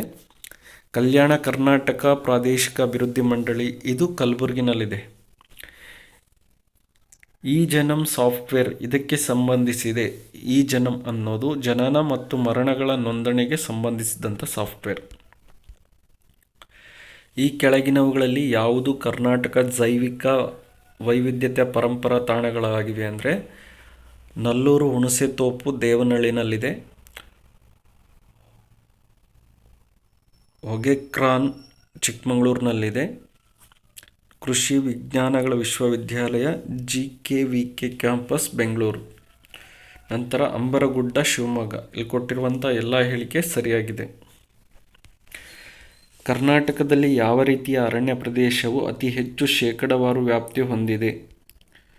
ಅತಿ ಹೆಚ್ಚು ಶೇಕಡಾವಾರು ವ್ಯಾಪ್ತಿಯನ್ನು ಮೀಸಲು ಅರಣ್ಯಗಳು ಹೆಚ್ಚಾಗಿ ಕಂಡುಬರುತ್ತವೆ. ಈ ಕೆಳಗಿನವುಗಳಲ್ಲಿ ಯಾವುದು ಕರ್ನಾಟಕದ ಏಕೈಕ ಸಮುದಾಯ ಮೀಸಲು ಆಗಿದೆ? ಕೊಕ್ಕರೆಬೇಳೂರು ಅನ್ನೋದು ಇದು ಏಕೈಕ ಸಮುದಾಯ ಮೀಸಲು ಕೇಂದ್ರ. ಇದು ಒಂದು ಪಕ್ಷಿಧಾಮ ಹೌದು, ಇದು ಏಕೈಕ ಸಮುದಾಯ ಮೀಸಲು ಪಕ್ಷಿಧಾಮ ಆಗಿದೆ. ಕರ್ನಾಟಕ ಸರ್ಕಾರವು ಮೊದಲ ಬಾರಿಗೆ ಪರಿಸರ ಬಜೆಟನ್ನು ಪರಿಚಯಿಸಿದ ವರ್ಷ. ಪರಿಸರ ಬಜೆಟನ್ನು 2022-23ರಲ್ಲಿ ಕರ್ನಾಟಕ ಸರ್ಕಾರ ಇದನ್ನು ಪರಿಚಯ ಮಾಡುತ್ತದೆ. ದೇವರ ಕಾಡು, ದೈವಿ ವನ ಎಂಬುದು ಧಾರ್ಮಿಕ ಪರಿಸರ ಸ್ಥಳಗಳು. ದೇವರ ಕಾಡು ಅಥವಾ ದೈವಿ ವನ ಎಂಬುದು ಇದೇನಪ್ಪ ಅಂದರೆ ಧಾರ್ಮಿಕ ಪರಿಸರ ಸ್ಥಳಗಳ ಒಂದು ಮಾಹಿತಿ. ಕರ್ನಾಟಕದಲ್ಲಿ ಸಾಮಾನ್ಯವಾಗಿ ಹೆಚ್ಚು ಭೂಕುಸಿತಗಳು ಸಂಭವಿಸುತ್ತಿರುವ ಜಿಲ್ಲೆ ಕೊಡಗು. ಕೆಳಗಿನ ಜಿಲ್ಲೆಯನ್ನು ಮ್ಯಾಂಗ್ರೋವ್ಗಳ ಸಂರಕ್ಷಣೆ ಮತ್ತು ನಿರ್ವಹಣೆ ಕಾರ್ಯಕ್ರಮದಲ್ಲಿ ಸೇರಿಸಲಾಗಿಲ್ಲ. ಮೈಸೂರು ಜಿಲ್ಲೆಯನ್ನು ಮ್ಯಾಂಗ್ರೋವ್ ಸಂರಕ್ಷಣೆ ಮತ್ತು ನಿರ್ವಹಣಾ ಕಾರ್ಯಕ್ರಮದಲ್ಲಿ ಸೇರಿಸಿಲ್ಲ. ಗ್ರಾಮೀಣ ಉದ್ಯೋಗ ಖಾತರಿ ಯೋಜನೆಯು ಯಾವ ರಾಜ್ಯದಲ್ಲಿ ಮೊದಲು ಜಾರಿಗೊಳಿಸಲಾಯಿತು? ಗ್ರಾಮೀಣ ಉದ್ಯೋಗ ಖಾತರಿ ಇದನ್ನು ಆಂಧ್ರ ಪ್ರದೇಶ ರಾಜ್ಯದಲ್ಲಿ ಮೊದಲಿಗೆ ಜಾರಿಗೊಳಿಸಲಾಯಿತು. ಆಂಧ್ರ ಪ್ರದೇಶದ ಅನಂತಪುರ ಜಿಲ್ಲೆಯಲ್ಲಿ. ಯಾವ ಸಮಿತಿ ನಬಾರ್ಡ್ ಸ್ಥಾಪನೆಗೆ ಶಿಫಾರಸು ಮಾಡಿದೆ? ಶಿವರಾಮನ್ ಸಮಿತಿ ಅನ್ನೋದು ನಬಾರ್ಡ್ ಸ್ಥಾಪನೆಗೆ ಶಿಫಾರಸನ್ನು ಮಾಡಿದೆ. ತೆರಿಗೆಗಳು, ಸುಂಕಗಳು ಮತ್ತು ದಂಡಗಳು ವಿಧಿಸಿ ಸಂಗ್ರಹಿಸಿದ ಮತ್ತು ಮೂಲಕ ವಿತರಿಸಲು ಪಂಚಾಯತ್ ಪ್ರಾಧಿಕಾರಗಳಿಗೆ ನೀಡಿದ ಭಾರತೀಯ ಸಂವಿಧಾನದ ವಿಧಿ 243H. ಅಂದರೆ ಗ್ರಾಮ ಪಂಚಾಯಿತಿಯ ತೆರಿಗೆಗಳು, ಸುಂಕಗಳು ಮತ್ತು ದಂಡಗಳನ್ನು ವಿಧಿಸಿ ಇದು ಯಾವ ವಿಧಿ ಈ ಒಂದು ಮಾಹಿತಿಯನ್ನು ನೀಡುತ್ತದೆ ಅಂದರೆ ವಿಧಿ 243H. ಸಂವಿಧಾನದ ವಿಧಿ 243H ಏನಪ್ಪ ಅಂದರೆ ಗ್ರಾಮ ಪಂಚಾಯಿತಿಗಳು ತೆರಿಗೆಗಳು ಮತ್ತು ಸುಂಕಗಳು ದಂಡಗಳನ್ನು ವಿಧಿಸಿ ಅವುಗಳನ್ನು ಸಂಗ್ರಹಿಸುವಂಥ ಕೆಲಸ ಕಾರ್ಯಗಳನ್ನು ಮಾಡಬೇಕಾಗುತ್ತೆ ಅನ್ನೋದನ್ನು ಈ ವಿಧಿ ಹೇಳುತ್ತೆ. ಸಂವಿಧಾನದ ತಿದ್ದುಪಡಿ ಕಾಯ್ದೆ 1992 ಎಲ್ಲ ರಾಜ್ಯಗಳಿಗೆ 3 ಹಂತದ ಪಂಚಾಯತ್ ರಾಜ್ ವ್ಯವಸ್ಥೆಯನ್ನು ಹೊಂದಲು ಅವಕಾಶ ನೀಡಲು ಹೊಂದಿರಬೇಕಾದ ಕನಿಷ್ಠ ಜನಸಂಖ್ಯೆ ಎಷ್ಟಪ್ಪ ಅಂದರೆ 20 ಲಕ್ಷ. ಗ್ರಾಮ ಪಂಚಾಯಿತಿಗಳನ್ನು ಸಂಘಟಿಸಲು ರಾಜ್ಯವು ಕ್ರಮಗಳನ್ನು ತೆಗೆದುಕೊಳ್ಳಬೇಕು ಎಂದು ಭಾರತೀಯ ಸಂವಿಧಾನ ಕೆಳಗಿನ ಯಾವ ವಿಧಿಯು ಹೇಳುತ್ತದೆ? ಆರ್ಟಿಕಲ್ 40. ಪಂಚಾಯತ್ ರಾಜ್ ಈ ಪಟ್ಟಿಯಲ್ಲಿ ಸೇರಿದೆ. ಪಂಚಾಯತ್ ರಾಜ್ ಅನ್ನೋದು ಇದು ರಾಜ್ಯ ಪಟ್ಟಿಯಲ್ಲಿ ಕಂಡುಬರುತ್ತದೆ. ಕೆಳಗಿನ ಯಾವ ಸಮಿತಿಯು ಭಾರತದಲ್ಲಿ ಪಂಚಾಯತ್ ರಾಜ್ ವ್ಯವಸ್ಥೆಗೆ ಸಂಬಂಧಿಸಿಲ್ಲ ಅನ್ನೋದು. ಇಲ್ಲಿ ಕಾಕಾ ಕಾಲ್ಕೇರ್ ಸಮಿತಿ ಅನ್ನೋದು ಕಾಕಾ ಕಲ್ಕೇರ್ ಸಮಿತಿ ಏನಪ್ಪ ಅಂದರೆ ಇದು ಗ್ರಾಮ ಪಂಚಾಯತಿಗೆ ಸಂಬಂಧಿಸದೇ ಇರುವಂತಹ ಒಂದು ಸಮಿತಿಯಾಗಿದೆ. ಬಲವಂತರಾಯ್ ಮೆಹ್ತಾ ಸಮಿತಿ, ಅಶೋಕ್ ಮೆಹ್ತಾ ಸಮಿತಿ, LM ಸಿಂಘ್ವಿ ಸಮಿತಿ ಇವೆಲ್ಲ ಪಂಚಾಯತ್ ರಾಜ್ಗೆ ಸಂಬಂಧಿಸಿದಂಥ ಪ್ರಮುಖ ಸಮಿತಿಗಳು. 22ನೇ ಪ್ರಶ್ನೆ, ಸರ್ಕಾರವು ಕಿಸಾನ್ ಕ್ರೆಡಿಟ್ ಕಾರ್ಡ್ ಯೋಜನೆಯನ್ನು ಯಾವಾಗ ಜಾರಿಗೆ ತಂದಿತು? ಕಿಸಾನ್ ಕ್ರೆಡಿಟ್ ಕಾರ್ಡನ್ನು ಆಗಸ್ಟ್ 1998ರಲ್ಲಿ ಇದನ್ನು ಕೇಂದ್ರ ಸರ್ಕಾರ ಜಾರಿಗೆ ತರುತ್ತದೆ. ಹೆಣ್ಣು ತನ್ನ ಗಂಡನನ್ನು ತಾನೇ ಆಯ್ಕೆ ಮಾಡಿಕೊಳ್ಳುವ ಮದುವೆಯ ಪ್ರಕಾರ ಯಾವುದಪ್ಪ ಅಂದರೆ ಗಂಧರ್ವ ವಿವಾಹ. ಗಂಧರ್ವ ವಿವಾಹ ಅನ್ನೋದೇನಪ್ಪ ಅಂದರೆ ಹೆಣ್ಣು ತನ್ನ ಗಂಡನನ್ನು ತಾನೇ ಆಯ್ಕೆ ಮಾಡಿಕೊಳ್ಳುವಂಥ ವಿವಾಹದ ಪ್ರಕಾರವಾಗಿದೆ. ಜನಸಂಖ್ಯಾ ಪಿರಮಿಡ್ ಚಿತ್ರಾತ್ಮಕ ಪ್ರತಿನಿಧಿಸುವುದು ನಿರ್ದಿಷ್ಟ ಸಮಯದಲ್ಲಿ ಜನಸಂಖ್ಯೆಯ ವಯಸ್ಸು, ಲಿಂಗ ಹಂಚಿಕೆ. ಕೆಳಗಿನವುಗಳಲ್ಲಿ ಯಾವುದು ವಿಭಕ್ತ ಕುಟುಂಬ? ಒಬ್ಬ ಗಂಡ, ಹೆಂಡತಿ ಮತ್ತು ಅವರ ಮಕ್ಕಳು ಒಟ್ಟಿಗೆ ವಾಸಿಸುವ ಕುಟುಂಬಕ್ಕೆ ವಿಭಕ್ತ ಕುಟುಂಬ ಎಂದು ಕರೆಯುತ್ತಾರೆ. ಔಪಚಾರಿಕ ಶಿಕ್ಷಣವನ್ನು ಪಡೆಯುವಲ್ಲಿ ಈ ಕೆಳಗಿನವುಗಳಲ್ಲಿ ಯಾವುದು ಪ್ರಮುಖ ಪಾತ್ರ ವಹಿಸುತ್ತದೆ? ಔಪಚಾರಿಕ ಶಿಕ್ಷಣ ಪಡೆಯುವುದರಲ್ಲಿ ಅಂದರೆ ಶಾಲೆ ಪ್ರಮುಖ ಪಾತ್ರ ವಹಿಸುತ್ತದೆ. ಕೆಳಗಿನವುಗಳಲ್ಲಿ ಯಾವುದು ಆರ್ಥಿಕ ಅಭಿವೃದ್ಧಿಯ ಸಾಮಾಜಿಕ ಮಾದರಿಯಲ್ಲ? ಮುಕ್ತ ಮಾರುಕಟ್ಟೆ ಆರ್ಥಿಕತೆ. ಆರ್ಥಿಕ ಅಭಿವೃದ್ಧಿಯ ಸಾಮಾಜಿಕ ಮಾದರಿ ಯಾವುದಲ್ಲಪ್ಪ ಅಂದರೆ ಮುಕ್ತ ಮಾರುಕಟ್ಟೆ ಆರ್ಥಿಕತೆ ಅನ್ನೋದು. ಕೆಳಗಿನ ಯಾವ ರಾಜ್ಯದಲ್ಲಿ ಅತಿ ಹೆಚ್ಚು ಜನಸಾಂದ್ರತೆ ಇದೆ? ಬಿಹಾರ ರಾಜ್ಯದಲ್ಲಿ. ಈ ಕೆಳಗಿನ ಯಾವ ವಲಯವು ಭಾರತದಲ್ಲಿ ಅತಿ ದೊಡ್ಡ ಉದ್ಯೋಗ ನಿರ್ಮಾಣ ಮಾಡುವ ವಲಯವಾಗಿ ಮುಂದುವರೆದಿದೆ? ಪ್ರಾಥಮಿಕ ವಲಯ. 371 ವಿಧಿಯು ಯಾವ ರಾಜ್ಯಕ್ಕೆ ಸಂಬಂಧಿಸಿದಂತೆ ವಿಶೇಷ ನಿಬಂಧನೆಗಳನ್ನು ಒಳಗೊಂಡಿದೆ ಅಂದರೆ ಕಲ್ಯಾಣ ಕರ್ನಾಟಕ. ಈ ಕೆಳಗಿನ ಯಾವ ಭಾರತದ ಸಂವಿಧಾನದ ಭಾಗವು ಕಲ್ಯಾಣ ರಾಜ್ಯಗಳ ಪರಿಕಲ್ಪನೆ ಒಳಗೊಂಡಿದೆ ಅಂದರೆ ನಿರ್ದೇಶಕ ತತ್ವಗಳು ಅಥವಾ ನಿರ್ದೇಶನ ತತ್ವಗಳು. ರಾಜ್ಯ ಅಥವಾ ಕೇಂದ್ರಾಡಳಿತ ಪ್ರದೇಶಗಳಿಗೆ ಸಂಬಂಧಿಸಿದಂತೆ ಯಾವ ಸಾಂವಿಧಾನಿಕ ತಿದ್ದುಪಡಿ ರಾಷ್ಟ್ರಪತಿಗೆ ಸಾಮಾಜಿಕ ಮತ್ತು ಶೈಕ್ಷಣಿಕ ಹಿಂದುಳಿದ ವರ್ಗಗಳನ್ನು ಗುರುತಿಸಲು ಅಧಿಕಾರ ನೀಡಿದೆ? 102ನೇ ತಿದ್ದುಪಡಿ. ಇದು ಏನಪ್ಪ ಅಂದರೆ ಕೇಂದ್ರಾಡಳಿತ ಪ್ರದೇಶಗಳಿಗೆ ಸಂಬಂಧಿಸಿದಂತೆ ಸಾಂವಿಧಾನಿಕ ತಿದ್ದುಪಡಿ ರಾಷ್ಟ್ರಪತಿಗೆ ಸಾಮಾಜಿಕ ಮತ್ತು ಶೈಕ್ಷಣಿಕವಾಗಿ ಹಿಂದುಳಿದ ವರ್ಗಗಳ ಗುರುತಿಸಲು ಅಧಿಕಾರ ನೀಡಿರುವಂಥ ಒಂದು ತಿದ್ದುಪಡಿಯಾಗಿದೆ. ಅದು 102ನೇ ತಿದ್ದುಪಡಿ. ಭಾರತದಲ್ಲಿ ಹೊಸ ಅಖಿಲ ಭಾರತ ಸೇವೆಗಳನ್ನು ಈ ಕೆಳಗಿನ ಯಾರ ಶಿಫಾರಸು ಮಾಡಿದರೆ ಮಾತ್ರ ಪ್ರಾರಂಭಿಸಬಹುದು? ಅಖಿಲ ಭಾರತ ಸೇವೆಗಳನ್ನು ರಾಜ್ಯಸಭಾ ಶಿಫಾರಸು ಮಾಡಿದರೆ ಪ್ರಾರಂಭ ಮಾಡಬಹುದು. ಭಾರತದ ಉಪರಾಷ್ಟ್ರಪತಿಯ ಚುನಾವಣಾ ಕಾಲೇಜನ್ನು ಭಾರತದ ಉಪರಾಷ್ಟ್ರಪತಿಯ ಚುನಾವಣಾ ಕಾಲೇಜ್ ಯಾರನ್ನು ಒಳಗೊಂಡಿದೆ ಅಂದರೆ ಕೇವಲ ಸಂಸತ್ತಿನ ಸದಸ್ಯರನ್ನು ಮಾತ್ರ ಒಳಗೊಂಡಿದೆ. ಭಾರತವು ಸಂವಿಧಾನ ತಿದ್ದುಪಡಿಗೆ ಸಂಬಂಧಿಸಿದ ನಿಬಂಧನೆಗಳನ್ನು ಯಾವ ಸಂವಿಧಾನದಿಂದ ಎರವಲು ಪಡೆದಿದೆ? ಸೌತ್ ಆಫ್ರಿಕಾ ಅಥವಾ ದಕ್ಷಿಣ ಆಫ್ರಿಕಾ. ತಿದ್ದುಪಡಿಗೆ ಸಂಬಂಧಿಸಿದಂತೆ ದಕ್ಷಿಣ ಆಫ್ರಿಕಾದಿಂದ ಎರವಲು ಪಡೆಯಲಾಗಿದೆ. ರಾಜ್ಯಗಳ ಮರು ವಿಂಗಡಣೆಗೆ ಸಂಸತ್ತಿನಲ್ಲಿ ಮಸೂದೆಯನ್ನು ಮಂಡಿಸಲು ಯಾರು ಪೂರ್ವಾನುಮತಿಯನ್ನು ಅಗತ್ಯವಿದೆ? ರಾಷ್ಟ್ರಪತಿಗಳ ಪೂರ್ವಾನುಮತಿ ಕರ್ನಾಟಕದಲ್ಲಿ ವಿದ್ಯುತ್ ದರವನ್ನು ನಿರ್ಧರಿಸಲಾಗುತ್ತದೆ.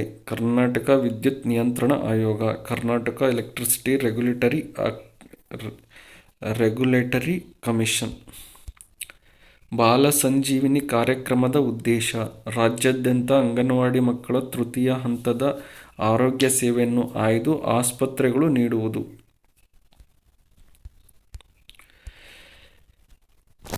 ಕರ್ನಾಟಕದ ಯಾವ ಸ್ಥಳದಲ್ಲಿ ಮೆಕ್ಕೆಜೋಳ ತಂತ್ರಜ್ಞಾನ ಪಾರ್ಕ್ ಸ್ಥಾಪಿಸಲಾಗುವುದು? ರಾಣೆಬೆನ್ನೂರು, ಹಾವೇರಿ ಜಿಲ್ಲೆಯ ರಾಣೆಬೆನ್ನೂರು. ಅನ್ನಭಾಗ್ಯ ಯೋಜನೆಯಡಿ 2023-24 ಬಜೆಟ್ನಲ್ಲಿ ಸಮಾಜದ ದುರ್ಬಲ ವರ್ಗಗಳಿಗೆ ಕರ್ನಾಟಕ ಸರ್ಕಾರ ನಿರ್ಧರಿಸಿದ ಪ್ರತಿ ವ್ಯಕ್ತಿಗೆ ಅಕ್ಕಿಯ ಪ್ರಮಾಣ 10 kg. ಬಸವ ವಸತಿ ಯೋಜನೆಯು ಸರ್ಕಾರ ನೀಡಿದ ಮೊತ್ತ ಎಷ್ಟು?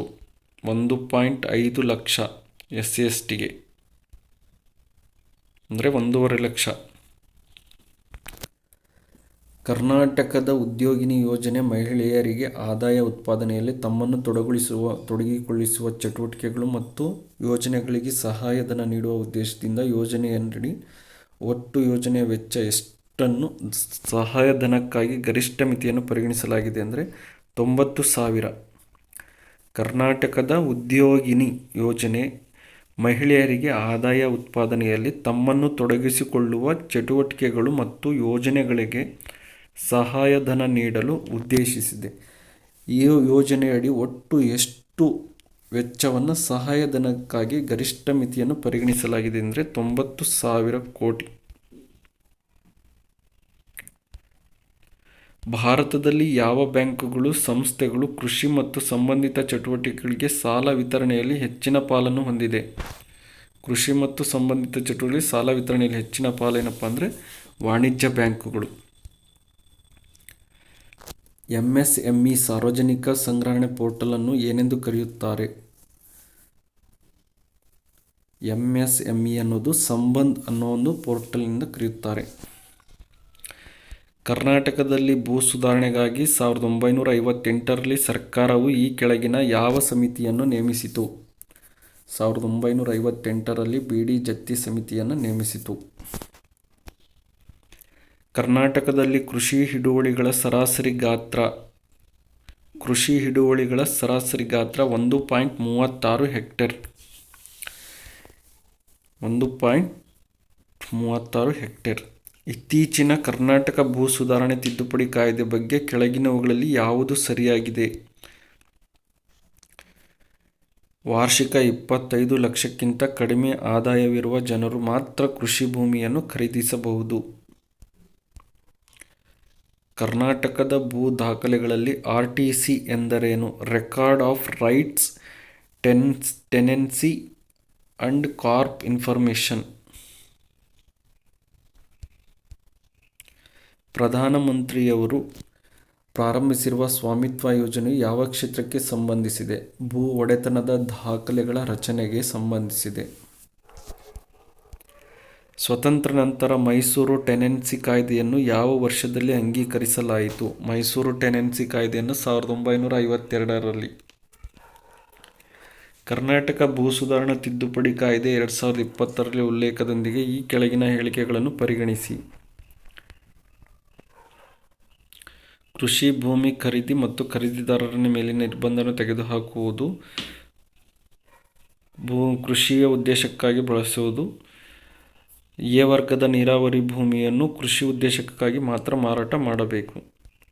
ಸರ್ವದರ್ಶನ ಸಂಗ್ರಹ ಎಂದರೇನು? ಸರ್ವದರ್ಶನ ಸಂಗ್ರಹ ಅಂದರೆ ಭೌತವಾದದಿಂದ ಏಕತಾವಾದದವರೆಗೆ 16 ತಾತ್ವಿಕ ವಿಚಾರ ವಿಮರ್ಶಾತ್ಮಕ ಚಿಂತನೆಗಳು. ಸರ್ವದರ್ಶನ ಸಂಗ್ರಹ ಅಂದರೆ ಭೌತವಾದದಿಂದ ಏಕತಾವಾದದವರೆಗೆ 16 ತಾತ್ವಿಕ ವಿಚಾರಗಳ ವಿಮರ್ಶಾತ್ಮಕ ಚಿಂತನೆ.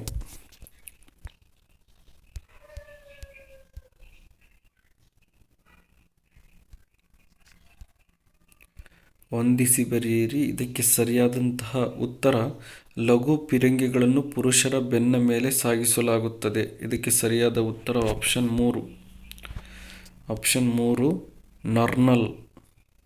ನರ್ನಲ್ ಅಂತ ಕರೀತಾರೆ. ಲಘು ಪಿರಂಗಿಗಳು ಪುರುಷರ ಬೆನ್ನ ಮೇಲೆ. ನೆಕ್ಸ್ಟ್ ಆನೆಗಳ ಮೇಲೆ ಹೊತ್ತೊಯ್ಯುವ ಲಘು ಪಿರಂಗಿಗಳಿಗೆ, ಆನೆಗಳ ಮೇಲೆ ಹೊತ್ತೊಯ್ಯುವಂಥ ಲಘು ಫಿರಂಗಿಗಳಿಗೆ ಗಜ್ನಲ್ ಅಂತ ಕರೀತಾರೆ.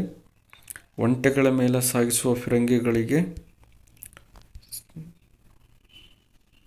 ಶಟ್ರನಲ್. ನೆಕ್ಸ್ಟ್ D1 ಚಕ್ರದ ಗಾಡಿಗಳ ಮೇಲೆ ಸಾಗಿಸುವ ಫಿರಂಗಿ ಬಂದೂಕುಗಳಿಗೆ ಅರಾಬ ಅಂತ ಕರೀತಾರೆ.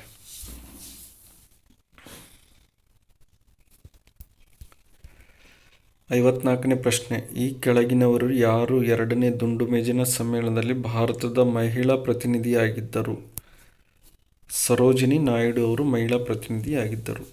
ಕೆಳಗಿನವುಗಳಲ್ಲಿ ಯಾವುದು ಬುದ್ಧನ ಗಾಂಧಾರ ಶೈಲಿಯ ವೈಶಿಷ್ಟ್ಯವಲ್ಲ? ಅಭಯ ಮುದ್ರೆಯಲ್ಲಿ ತೋರಿಸಲಾಗುತ್ತದೆ.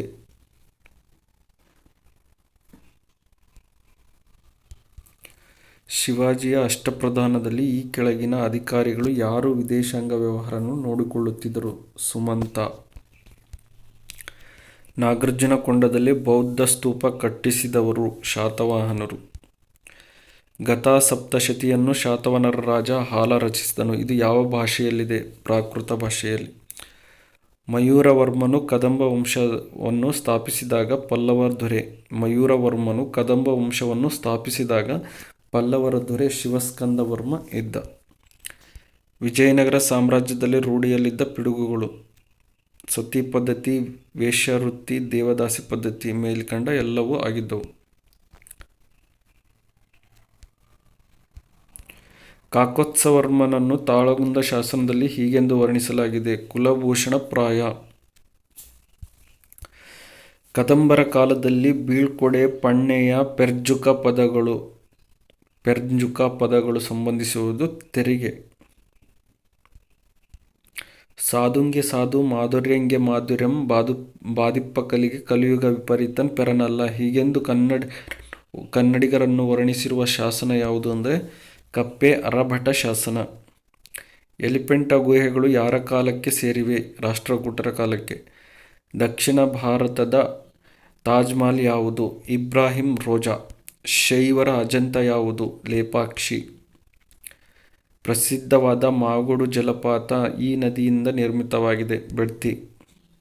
ಜರ್ಮನಿ ಮತ್ತು ಪೋಲೆಂಡ್ ನಡುವೆ ಯಾವ ಎರಡು ಗಡಿರೇಖೆಗಳನ್ನು ಕ್ರಮವಾಗಿ 1ನೇ ಮತ್ತು 2ನೇ ಮಹಾಯುದ್ಧ ಸಂದರ್ಭದಲ್ಲಿ ಎಳೆಯಲಾಗಿದೆ ಅಂದರೆ ಜರ್ಮನಿ ಮತ್ತು ಪೋಲೆಂಡ್ ನಡುವೆ ಹಿಡನ್ಬರ್ಗ್ ರೇಖೆ ಮತ್ತು ಓಡರ್ನಿಸೆ ಗಡಿ ರೇಖೆ.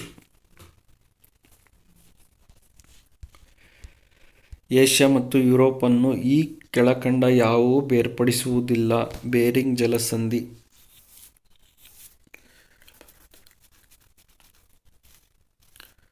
ಬೇರ್ಪಡಿಸಿ.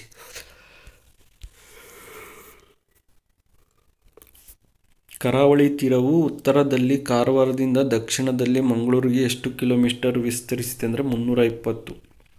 ಪಶ್ಚಿಮ ಘಟ್ಟಗಳು ಎಷ್ಟು ರಾಜ್ಯಗಳಲ್ಲಿ ಕಂಡುಬರುತ್ತವೆ? 6 ರಾಜ್ಯಗಳಲ್ಲಿ ಕಂಡುಬರುತ್ತವೆ. ಅಗ್ನಿಶಿಲೆಗಳ ಶೀತಲೀಕರಣದಿಂದ ನಿರ್ಮಿತವಾದಂತಹ ಮಣ್ಣು ಕೆಂಪು ಮಣ್ಣು. ಅಗ್ನಿಶಿಲೆಗಳ ಶೀತಲೀಕರಣದಿಂದ ನಿರ್ಮಿತವಾದಂಥ ಮಣ್ಣು ಕೆಂಪು ಮಣ್ಣು. ಜೂನ್ 21ರಂದು ಸೂರ್ಯನ ಕಿರಣಗಳು ಕುರಿತು ತಪ್ಪಾದದ್ದು.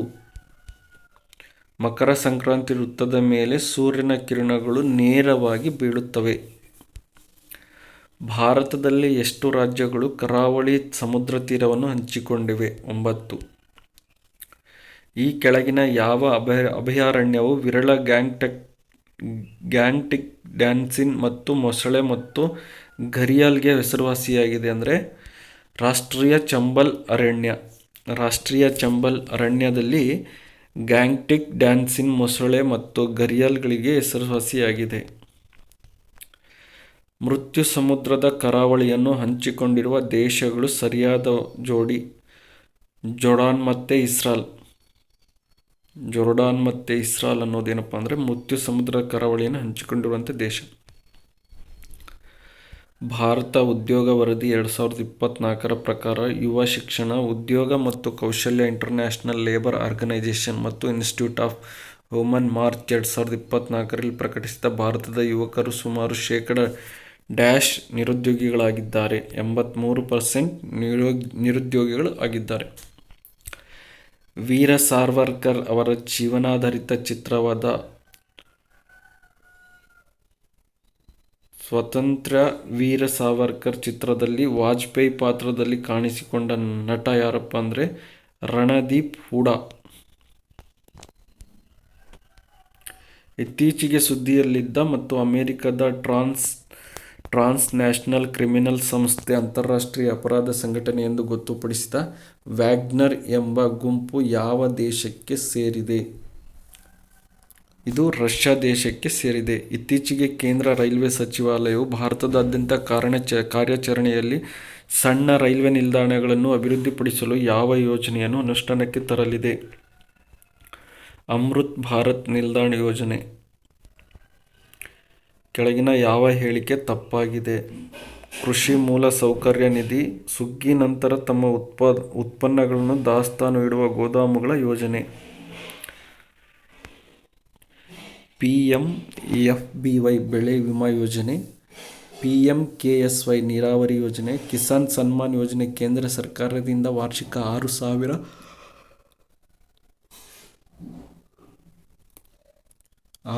ಹಣವನ್ನು 3 ಕಂತುಗಳಲ್ಲಿ ನೀಡುವುದು ತಪ್ಪಾಗಿರೋದು. ಕೃಷಿ ಮೂಲ ಸೌಕರ್ಯ ನಿಧಿ ಸುಗ್ಗಿ ನಂತರ ತಮ್ಮ ಉತ್ಪನ್ನಗಳನ್ನು ದಾಸ್ತಾನು ಇಡುವ ಗೋದಾಮುಗಳ ಯೋಜನೆಯಾಗಿದೆ. ಇತ್ತೀಚೆಗೆ ಕರ್ನಾಟಕದಲ್ಲಿ ಯಾವ ನಗರದಲ್ಲಿ ಕರ್ನಾಟಕ ಪರಿಸರ ವಿಶ್ವವಿದ್ಯಾಲಯ ಸ್ಥಾಪಿಸಲು ನಿರ್ಧರಿಸಿದೆ ಅಂದರೆ ಉತ್ತರ ಕನ್ನಡದ ಶಿರ್ಸಿಯಲ್ಲಿ. ಇತ್ತೀಚೆಗೆ ಭಾರತದಲ್ಲಿ ಮರುನಾಮಕರಣಗೊಂಡ ತಾಣಗಳ ಪೈಕಿ ತಪ್ಪಾದದ್ದನ್ನು ಗುರುತಿಸಿ. ದೆಹಲಿಯ ಮೊಘಲ್ ಗಾರ್ಡನ್ನ ಗೌತಮ ಬುದ್ಧ ಶತಮಾನೋತ್ಸವದ ಉದ್ಯಾನವನ ಎಂದು. ನಂತರ ದೆಹಲಿಯ ರಾಜ್ಪಥವನ್ನು ಕರ್ತವ್ಯ ಪಥ ಎಂದು. ನಂತರ ದೆಹಲಿಯ ರೇಸ್ ಕೋರ್ಸ್ ರಸ್ತೆಯನ್ನು ಲೋಕ ಕಲ್ಯಾಣ ಮಾರ್ಗ ಅಂತ ಹೇಳಿದ್ದಾರೆ. ದೆಹಲಿಯ ಔರಂಗಾಬಾದ್ ರಸ್ತೆಯನ್ನು ಮೌಲಾನ್ ಅಬ್ದುಲ್ ಕಲಾಂ ಆಜಾದ್ ರಸ್ತೆ, ಇದು ತಪ್ಪಾಗಿದೆ. Mega international container transshipment port ಅನ್ನು ಯಾವ ರಾಜ್ಯದಲ್ಲಿ ನಿರ್ಮಿಸಲು ಸ್ಥಾಪಿಸಲಾಗಿದೆ? ಅಂಡಮಾನ್ ಮತ್ತು ನಿಕೋಬಾರ್ ದ್ವೀಪದಲ್ಲಿ. ಇಲ್ಲಿ mega international container transshipment port ಅನ್ನು ಸ್ಥಾಪಿಸಲು ನಿರ್ಧರಿಸಲಾಗಿದೆ. ಸ್ನೇಹಿತರೆ, ಈ ವಿಡಿಯೋ ನಿಮಗೆ ಇಷ್ಟ ಆಗಿದ್ದರೆ ನಮ್ಮ ಯೂಟ್ಯೂಬ್ ಚಾನಲ್ ಆದಂಥ ಸ್ಪರ್ಧಾ ಜಯ ಯೂಟ್ಯೂಬ್ ಚಾನಲ್ಗೆ ಎಲ್ಲರೂ ದಯವಿಟ್ಟು ಸಬ್ಸ್ಕ್ರೈಬ್ ಮಾಡಿ, ಪಕ್ಕದಲ್ಲಿರುವಂಥ ಬೆಲ್ ಐಕನ್ ಪ್ರೆಸ್ ಮಾಡಿ, ಹಾಗೆ ವಿಡಿಯೋದ ಲಿಂಕ್ ನಿಮ್ಮ ಎಲ್ಲ ಸ್ನೇಹಿತರಿಗೆ ಶೇರ್ ಮಾಡಿ. 85ನೇ ಪ್ರಶ್ನೆ. ಇತ್ತೀಚೆಗೆ ಇಸ್ರೋ ಮತ್ತು HAL ಸಹಭಾಗಿತ್ವದಲ್ಲಿ ಭಾರತದ ಮೊದಲ ಕ್ರಯೋಜೆನಿಕ್ ಇಂಜಿನ್ ತಯಾರಿಕಾ ಘಟಕವನ್ನು ಯಾವ ನಗರದಲ್ಲಿ ಸ್ಥಾಪಿಸಲಾಗಿದೆ? ಇಸ್ರೋ ಮತ್ತು HAL ಸಹಭಾಗಿತ್ವದಲ್ಲಿ ಕ್ರಯೋಜೆನಿಕ್ ಇಂಜಿನ್ ಘಟಕವನ್ನು ಬೆಂಗಳೂರಿನಲ್ಲಿ ಸ್ಥಾಪಿಸಲಾಗಿದೆ. 2024 ವಿಶ್ವದ ಅತಿದೊಡ್ಡ ಎಲೆಕ್ಟ್ರಿಕ್ ಎಕ್ಸ್ಪೋ ಎಲೆಕ್ಟ್ರಾಮ್. 2024 ವಿಶ್ವದ ಅತಿದೊಡ್ಡ ಎಲೆಕ್ಟ್ರಿಕ್ ಎಕ್ಸ್ಪೋ ಎಲೆಕ್ಟ್ರಾಮ್ ಅನ್ನು ಆತಿಥ್ಯ ವಹಿಸಿದ ನಗರ ಯಾವುದು ಅಂದರೆ ಮುಂಬೈ. ಅನಿಮೋಫಿಲಿ ಎಂಬ ಪರಾಗಸ್ಪರ್ಶ ಯಾವುದರಿಂದ ಆಗುತ್ತದೆ ಅಂದರೆ ಗಾಳಿಯಿಂದ. ಮೈಕಾಲಜಿಯ ಅಧ್ಯಯನವು ಸಂಬಂಧಿಸಿರುವುದು ಶಿಲೀಂಧ್ರಕ್ಕೆ. ಕಿಣ್ವಗಳನ್ನು ಉತ್ಪಾದನೆ ಮಾಡುವ ಜೀವಕೋಶದ ಕಣದಂಗ ಗಾಲ್ಗಿ ಸಂಕೀರ್ಣ. ಕಾಲ್ಚೆಂಡು ಆಕಾರದಲ್ಲಿರುವ ಪ್ರಖ್ಯಾತ ಇಂಗಾಲದ ಅತಿ ಸೂಕ್ಷ್ಮ ನ್ಯಾನೋ ಕಣ ಯಾವುದಪ್ಪ ಅಂದರೆ ಫುಲರಿನ್. ಬಾಹ್ಯಾಕಾಶಕ್ಕೆ ಉಡಾಯಿಸಬೇಕಾದ ರಾಕೆಟ್ನ ಕನಿಷ್ಠ ವಿಮೋಚನಾ ವೇಗ 11.2 km/s. ಬಾಹ್ಯಾಕಾಶಕ್ಕೆ ಉಡಾಯಿಸಬೇಕಾದ ರಾಕೆಟಿನ ಕನಿಷ್ಠ ವಿಮೋಚನಾ ವೇಗ 11.2. ಕಾರು ಮತ್ತು ಲಾರಿ ಎರಡೂ ಸಮಾನ ಚಲನಾ ಶಕ್ತಿಯೊಂದಿಗೆ ಚಲಿಸುತ್ತಿವೆ. ಎರಡರಲ್ಲೂ ಸಮಾನ ನಿಲ್ಲಿಸುವ ಶಕ್ತಿಯನ್ನು ಪ್ರಯೋಗಿಸಿದರೆ ವಿಶ್ರಾಂತಿಗೆ ಬರುವ ಮೊದಲು ಈ ಕೆಳಗಿನ ಯಾವ ವಿದ್ಯಮಾನ ಸಂಭವಿಸುತ್ತದೆ? ಎರಡೂ ಒಂದೇ ದೂರವನ್ನು ಕ್ರಮಿಸುತ್ತವೆ. ದೀರ್ಘ ತರಂಗ ಪ್ರಸಾರಕ್ಕಿಂತ ಸಣ್ಣ ತರಂಗ ಪ್ರಸಾರವನ್ನು ನಾವು ಉತ್ತಮವಾಗಿ ಕೇಳಲು ಸಾಧ್ಯ ಏಕೆ? ಸಣ್ಣ ತರಂಗವು ದೀರ್ಘ ಅಲೆಗಳಿಂದ ಹೆಚ್ಚು ಆವೃತ್ತಿಯನ್ನು ಹೊಂದಿರುತ್ತದೆ. ಸಣ್ಣ ತರಂಗವು ದೀರ್ಘ ಅಲೆಗಳಿಂದ ಹೆಚ್ಚು ಆವೃತ್ತಿಯನ್ನು ಹೊಂದಿರುತ್ತದೆ, ಹಾಗಾಗಿ ನಾವು ಅದನ್ನು ಉತ್ತಮವಾಗಿ ಕೇಳಲು ಸಾಧ್ಯವಾಗಿರುತ್ತದೆ. ಸ್ಥಳೀಯವಾಗಿ ಜೋಡಿಸಲಾದ ಮೊದಲ ಸೂಪರ್ ಕಂಪ್ಯೂಟರನ್ನು ಏನೆಂದು ಕರೆಯಲಾಗುತ್ತದೆ? ಪರಮ್ಶಿವಾಯ. 95. ಒಂದು ಕ್ರಿಕೆಟ್ ಕ್ಲಬ್ನಲ್ಲಿ 5 ಜನ ಬೌಲರ್ಗಳು 10 ಜನ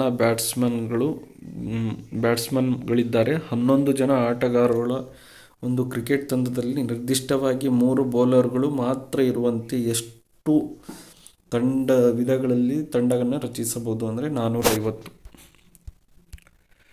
ಒಂದು ಡಬ್ಬದಲ್ಲಿ 1 ರೂ ನಾಣ್ಯಗಳನ್ನು ಪೈಸೆ, 50 ಪೈಸೆ, 25 ಪೈಸೆ, 575.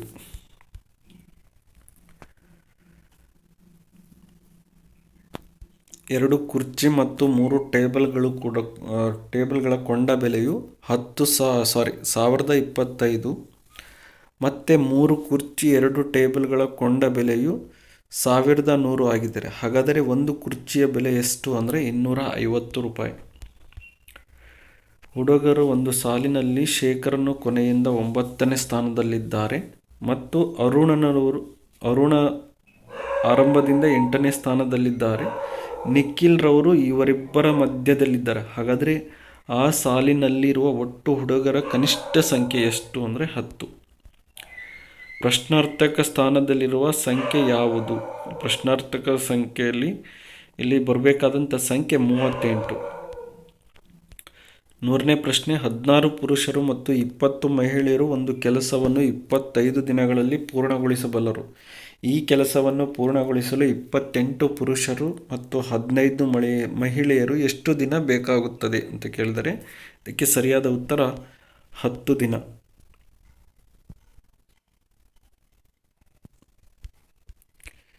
ಸ್ನೇಹಿತರೆ, ಇಲ್ಲಿಗೆ 3 ಮಾದರಿ ಪ್ರಶ್ನೆ ಪತ್ರಿಕೆಗಳನ್ನು ಈ ವಿಡಿಯೋದಲ್ಲಿ ಚರ್ಚಿಸಿದ್ದೇನೆ. ಈ ವಿಡಿಯೋ ನಿಮಗೆ ಇಷ್ಟ ಆದರೆ ನಮ್ಮ ಯೂಟ್ಯೂಬ್ ಚಾನಲ್ ಆದಂಥ ಸ್ಪರ್ಧಾ ಜಯ ಯೂಟ್ಯೂಬ್ ಚಾನಲ್ಗೆ ಎಲ್ಲರೂ ಸಬ್ಸ್ಕ್ರೈಬ್ ಮಾಡಿ, ಹಾಗೆ ಪಕ್ಕದಲ್ಲಿರುವಂಥ ಬೆಲ್ ಐಕನ್ ಪ್ರೆಸ್ ಮಾಡಿ, ನಿಮ್ಮ ಸ್ನೇಹಿತರಿಗೆ ಈ ವಿಡಿಯೋದ ಲಿಂಕ್ ಶೇರ್ ಮಾಡಿ. ದಯವಿಟ್ಟು ಈ ಚಾನಲ್ಗೆ ಸಬ್ಸ್ಕ್ರೈಬ್ ಮಾಡಿ ಅಂತ ಹೇಳ್ತಾ ಈ ವಿಡಿಯೋನ ಇಲ್ಲಿಗೆ ಮುಗಿಸ್ತಾ ಇದ್ದೀನಿ. ಧನ್ಯವಾದಗಳು.